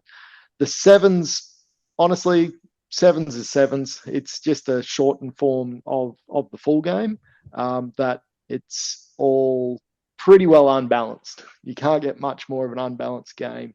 It's still fun, still very enjoyable, but very unbalanced. The other ones, like the other variants, obviously are as well, but they're a lot more fun and interactive. Where the normal 7s, to me, after playing these variants, really highlighted that 7s need a bit of work to be taken seriously, because at the moment they're not. But going into just having a laugh with Arena Bowl, Bridge Bowl, Dungeon Bowl that I played was fantastic, was really, really fun. And if you're going to play variants, I'd now argue, why bother with 7s? Go play one of these others. Bridge Bowl was fantastic. I had a 1-0 win there, as you do in Bridge Bowl. And Dungeon Bowl was really fun. I got some unlucky teleports, but I still managed to walk away with the win on that one. Yeah, really good rule set, really fun. They're probably some of the best beer and pretzels games that I've come across. And nothing wrong with playing a normal 7s, but I don't think, if I've got the option there, that I'd choose 7s over any of these other variants. To be honest, that's probably the biggest take from me. But if I was forced to play 7s, I'd be very happy. You had a quote that you said outside of Millennium this evening, and you said it's ruined 7s for you, and I think you were referring to GW 7s. Yeah, I love the quote. I thought it was, at first I was like, what? How could we have ruined 7s for you? And you're like, well, all these other variants are so much more wacky or more zany, and NAF 7s tries to be serious and fails. I think there's something to be said for that. I loved your quote. I thought it was really good. Yeah, yep. No, that's probably hits nail on the head, to be honest. 7s is fun. The others are better. Go out, download the rules from the podcast, and have a play, have some fun. It's really good with the draft picks as well. We had some very balanced teams, in my opinion. There was a little variance there. I'd like to have another go at the draft using a full draft and have a bigger variance in the teams, but that's a long way down the track. I think we're all a bit time poor. Yeah, well, I think I have got plans to actually run the same draft teams we've got and run full 11s for a day. Like have a few rounds of full 11s, like maybe a 3-round full 11s on a day, and just see how we go with the same draft teams we've already painted up, most of them or all of them, and give it a crack. And because it's Yeah, yep. No, it was very enjoyable, Babs and Millsy. Thank you very much for including me. And yeah, happy to do it again. I did love, we had I don't know if it's been talked about yet, but we did have a rule there of progressive, and you added a skill at the end of each game. And it was decided at the start that you couldn't double up any skill. So once you chosen a skill for your team, that was it. You used it once. So it stopped everyone just putting straight up block or mighty blow or guard on everything. You actually reached out for other skills that usually don't get used, just because you're forced to, and it's good to have that interaction as well. Yeah, I love that idea, and I think we got that. I think we got that from Lee Hobbins' Charity 7's, where that was his rule of the progression is once you took a skill, you couldn't retake the same skill. And like Zach just said, it made you think outside the box and pick a skill that you might not normally take. But and we literally decided that. On the day. We were like, how about we just, rather than everybody just skill stack block, why don't we just pick whatever, do Lee's thing. We actually kind of thought Lee's thing adds something here, which, it shows two things. One, when you're playing with a bunch of mates, you can make last minute changes and there's no harm in that. And that was great. And secondly, the more tournaments you go to, the more cool ideas you come across, and you go, oh, hang on a minute, why don't we do that instead? So yeah, it was good. I really loved Millsy's flexibility there. Well done, mate. Just going, yeah, let's give this a go. it maybe gave my team a slight disadvantage because I started with 0 block. But, hey, it was I was all up for it. I was like, yeah. Otherwise, my skill picks are going to be boring because I would just block across the board. That's, like you said, going to someone else's tournament, seeing a rule that they've got and just adapting it.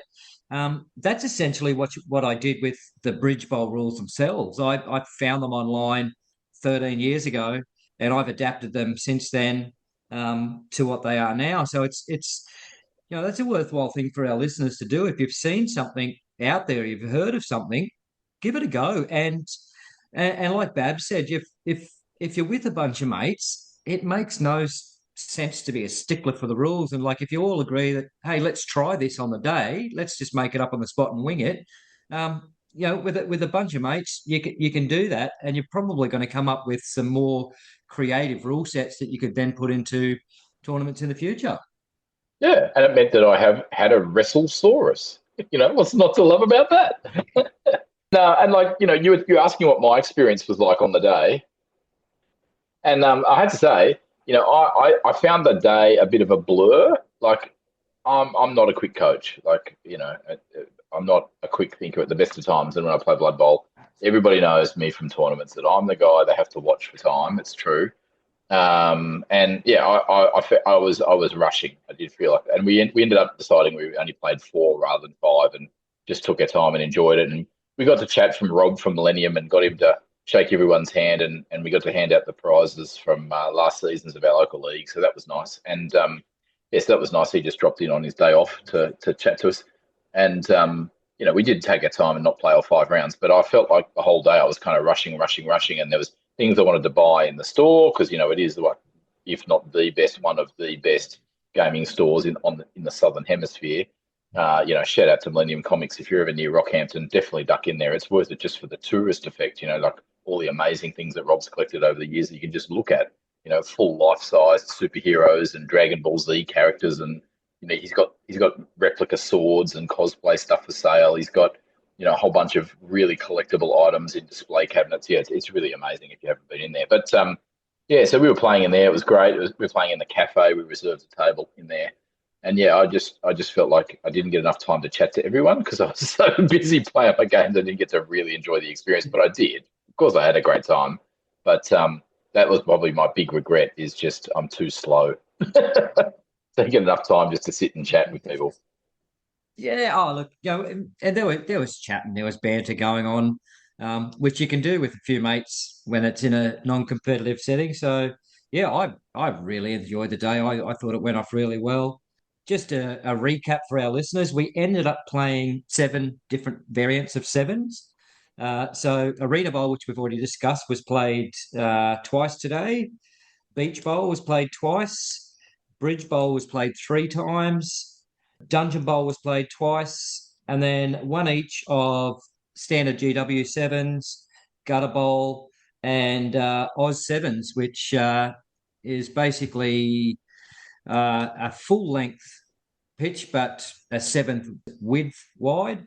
And I think Babs is actually going to give us some more details on that next episode. We'll go in and give a bit more in-depth analysis of that. But all of these rule sets will be up on our Facebook page. You can download all of them for free. Feel free to modify and adapt. But yeah, I've got some points here. We gave out 6 points for a win, 3 points for a draw, and 1 point for a loss.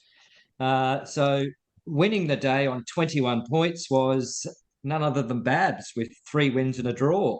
Whew, I can't believe it. I can't believe it.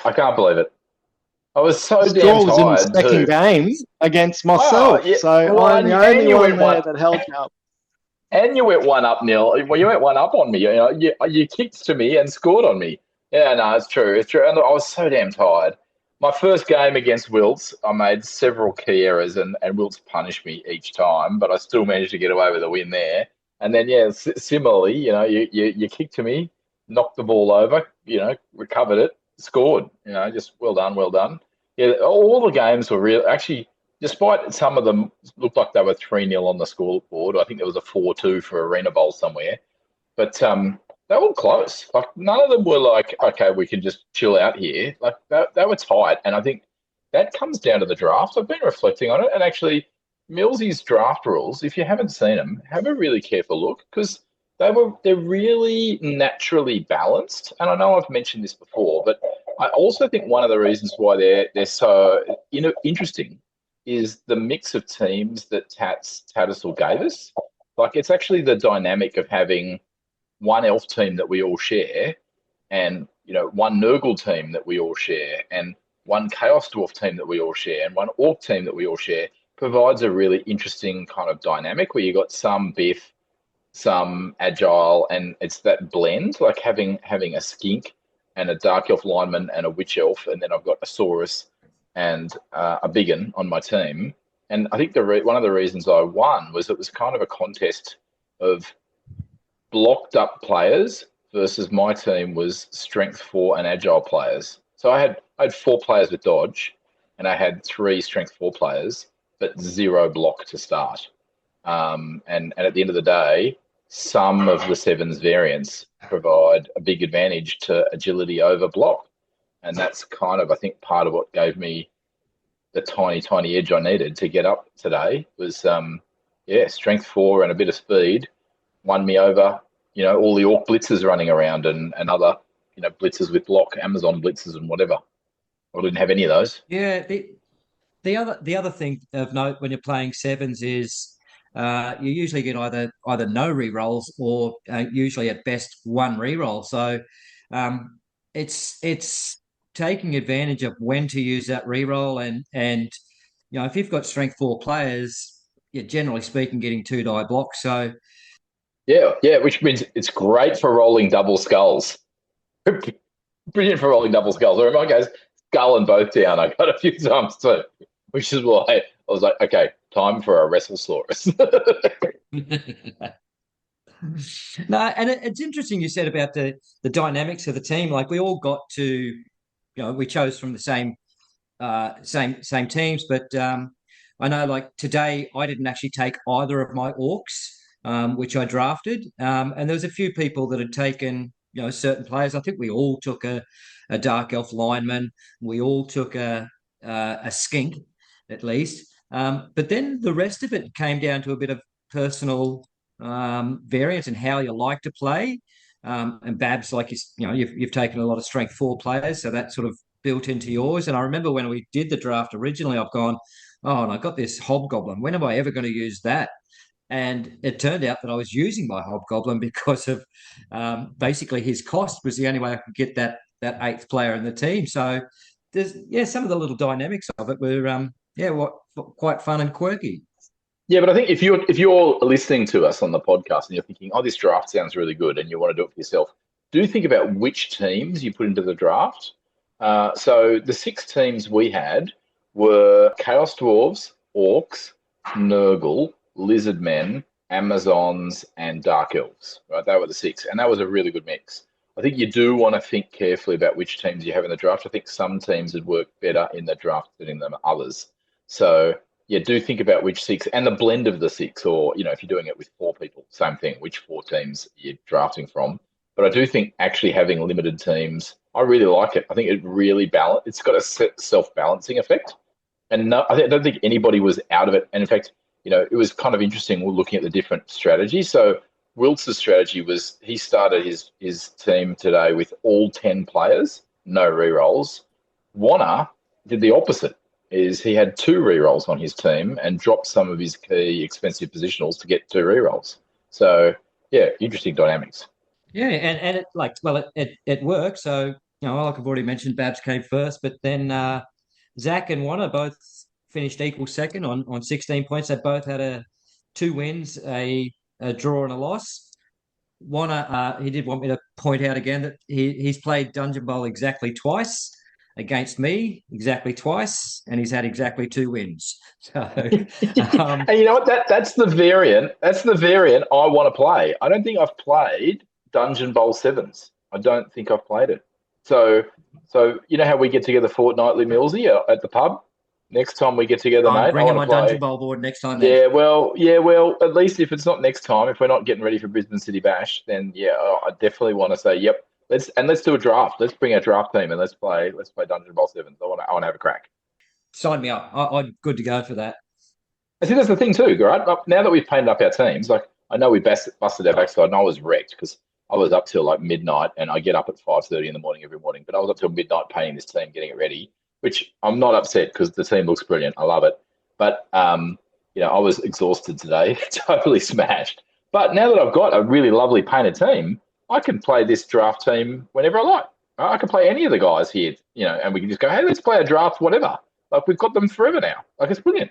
Yeah, and like if you played today, like myself with Warner in the Dungeon Bowl, it's like, hey Warner, next time we're together, bring our draft team again. I want a rematch because I want to win that. So like, there's nothing stopping us from using these teams going forward from here. We don't have to have just gone, okay, well it's one and done, and let's put them away. You've got the team forever. Why not use them? Yeah, yeah, and I mean, you know that there are other tournaments where you rock up and you get an entire team, right? Like, that's the whole thing with James Luft in the US. He runs a tournament where you literally pay your entry fee, and part of your entry fee is a GW team, and he assembles and primes them for you. So when you arrive, you get a team assembled and primed, like an official GW team to play with for the day. There you go. I like that. So you can't really plan ahead until you get there on the day and find out what you get. That was kind of like us today, even though we knew what we were taking, but we'd never played them before. So I like games where you kind of just playing by the seat of your pants, and you haven't come in with these strategies that you're going to use, and it's just a lot of fun. And that's also, remember we're playing 7's variants, and they're not NAF 7's, but they are still 7's, right? And so re-rolls are thin on the ground, and one wrong roll can spell disaster. And it happened. I was playing Zach, as you know, I received that in that first game, first drive, and a couple of two-die blocks went south, and Zach capitalised. It doesn't take much in 7's, and it's suddenly the force behind the whole drive just totally turns around. Don't let him fool you too much, folks. Babs did manage to kick to me and turn it around. But Zach, you may have used your reroll to win that Dungeon Bowl. Yeah, I did. Yep, the very last game. I think he put Wilt Stand put a Amazon Blitzer on my ball carrier Saurus, because the Saurus managed to get the ball out of the chest. I love having a ball on the Saurus. You didn't have to roll to get it. Oh, you had to make sure it wasn't a bomb. No, well, that's the only role, but he didn't have to catch the ball. Was Saurus is fantastic, but no, managed to. I think it was I had the re-roll and never used it the whole game. All I needed to do was 2 dice block the Amazon off. Even a push would do it, and it had wrestle. I think I had wrestle as well, so I rolled a skull and a both down, so failed it. Luckily had the re-roll there and managed to get the power and walk into the end zone for a win. Well, if you can manage to keep hold of them. In my final round, I was playing Warner, and Warner said, "Oh, I haven't played Bridge Bowl. Let's play Bridge Bowl." And I've played quite a few games of Bridge Bowl, having my own board, so I then promptly showed Warner how it's done in 3 turns. Shortest game I think I've ever played. And in fact, we were then sitting watching everybody else for a little while. I said, "Oh, look, I'll pack up and then let's have another game." So we had another game, and I finished that before anybody else had finished too.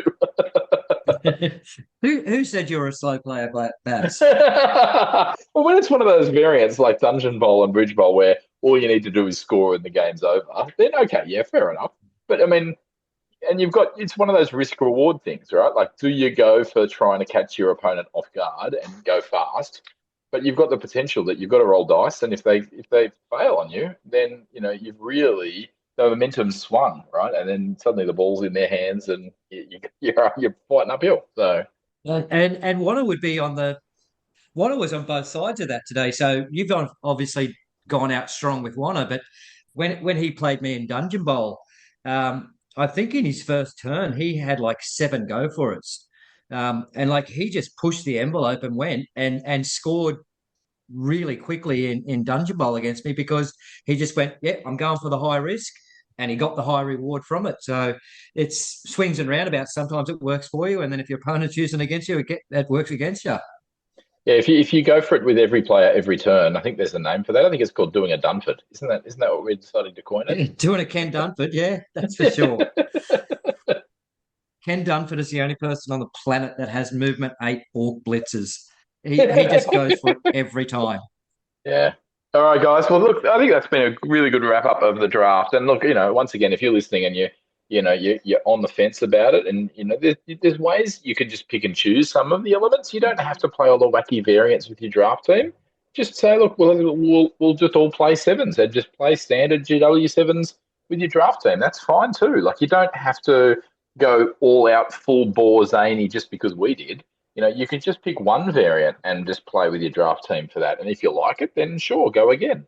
And you don't even have to go and buy all the models and paint them custom. You could literally grab your teams and mix them up. And as long as you base ring them, or, particularly if you've got those rubber base rings that you can just clip on, then yeah, you could literally just go, okay, we're all just going to split up my team. You can all play with my team.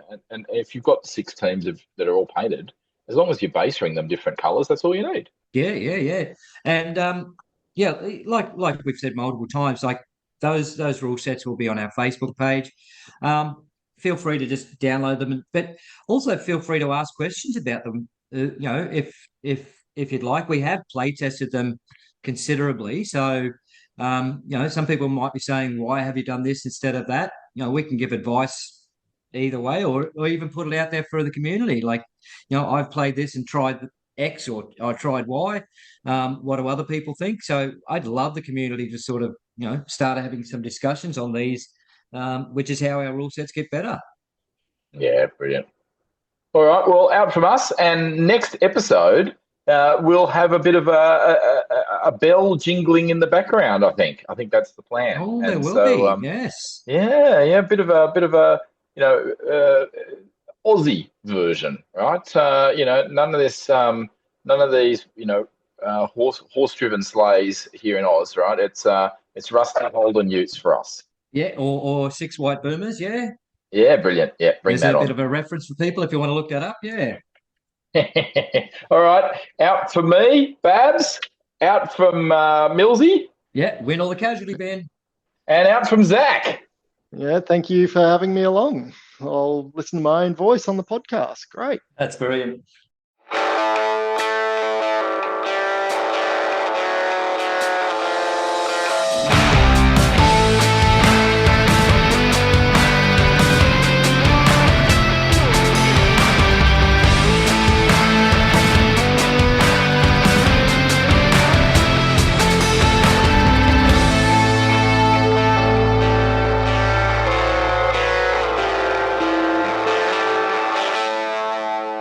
Down Underworld Denizens discusses games, workshops, games and products such as Blood Bowl, Gutter Bowl, Dungeon Bowl and Crunch.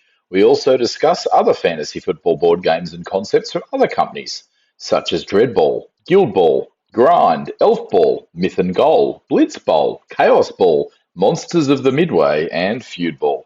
We discuss products and services such as miniatures or software made by producers suitable for several of these board games. Games Workshop terms and conditions in point 2.1 state they grant the user the non-exclusive right to use their authorised intellectual property for broadcasting and other media-related activities such as commentary and opinion pieces, blogs and other similar informational and descriptive purposes. Down Underworld Denizens respects and honours these terms. I can go and eat my soggy fish and chips now. We got the WA guys, and we've got the draft, and plus this segment, so that'll be enough. That should be enough, yeah. Yeah. And what'll it sound like once we compile it, Millsy? Well, Just brilliant.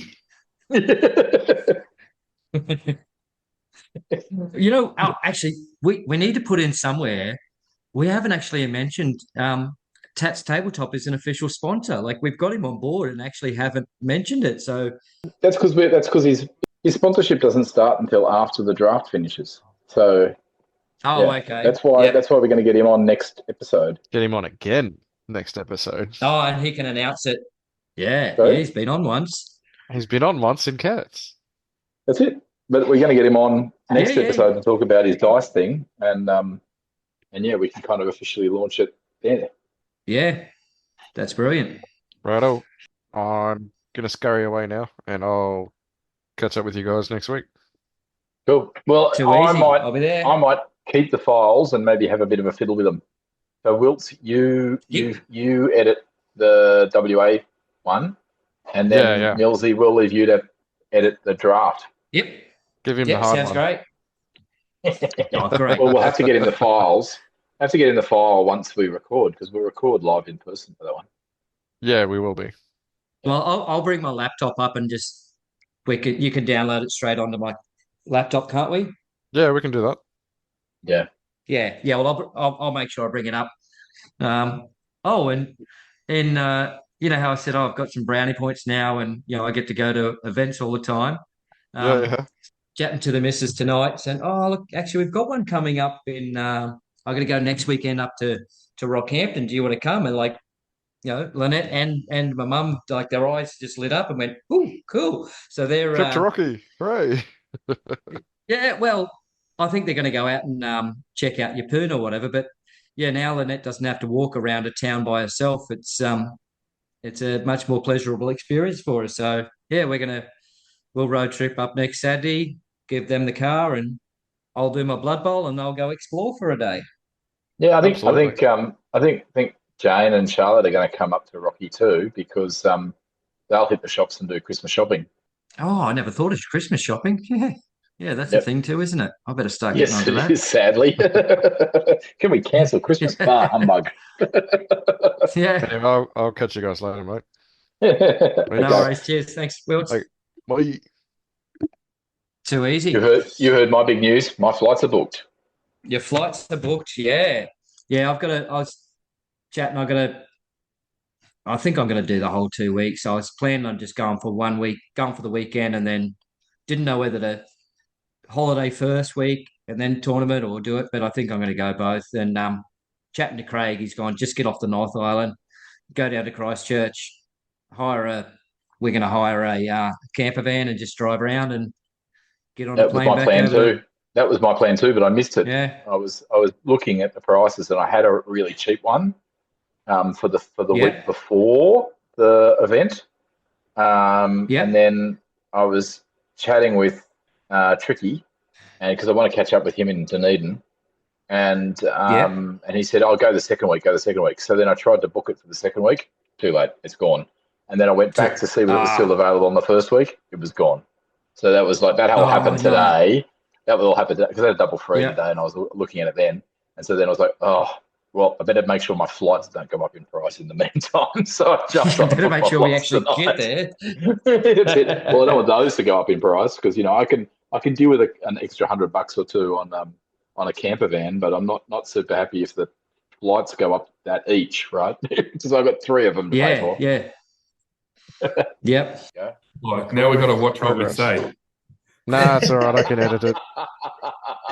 Yes, I can edit it to make you say things you didn't even say. Whatever we like now. Yeah. Don't worry about the beats. All right. Now, where? All right, here we go. We got the questions. All right, perfect. Thanks. Seriously, guys. Thanks, Steve. That was really good. And we got a few little tidbits of goodness that I wasn't predicting there. So that was great. Thanks. Love some insights. I did not know you guys were the hosts of ATC 2026. ATC? No, I didn't know that either. Yeah. And then there's a couple other little bits, like locking in your Oswald team and the t-shirt. Come to WA and get the lousy t-shirt. I love it. Get a t-shirt. Yeah. I better get onto my graphic designer and tell him I've just committed him to making a shirt. It's all right, Woodsy. You can use the iron-ons. So. Yeah. He doesn't need to design until someone's confirmed is going, right? Yeah. That's true. There was no discussion on quality of shirt. It was just a shirt, right? I'm now seriously thinking about 2026 and whether I can get over to ATC. I'm actually literally thinking about, okay, can I do this? Yeah. You guys did a good sell. It's good. I'm keen as for the ATC. Flights to Brisbane to Perth aren't actually that bad, all things considered. You can get a return trip for about $450. Yeah, if you Wow. get in at the right That's pretty time. good. Yeah. It's just getting to Brisbane's the more expensive part at this stage for me because Just drive it. Sorry for the technology glitch and the fact that I was delighting in actually managing to finally turn the ball over from being absolutely pummeled by Stewie's Norse in our Sevens trackie for the charity Sevens event. He had me on the ropes first half. I was down to 3 players at one stage, but yeah, managed to get all my KOs back, and then his Norse lineman failed the catch. So, and of course, when you're elves, dodge, dodge, dodge. Thank you very much. Yeah. Well, I'll go get some dinner now, so yeah, it'll be good. Yeah. All right, Thanks heaps, gents. guys. Thanks again. All right, guys. We'll let you be. Thanks, fellas. Yep. No worries. Thanks, Thank you. lads. See ya. All right. See you later. Bye. All right. Stop recording.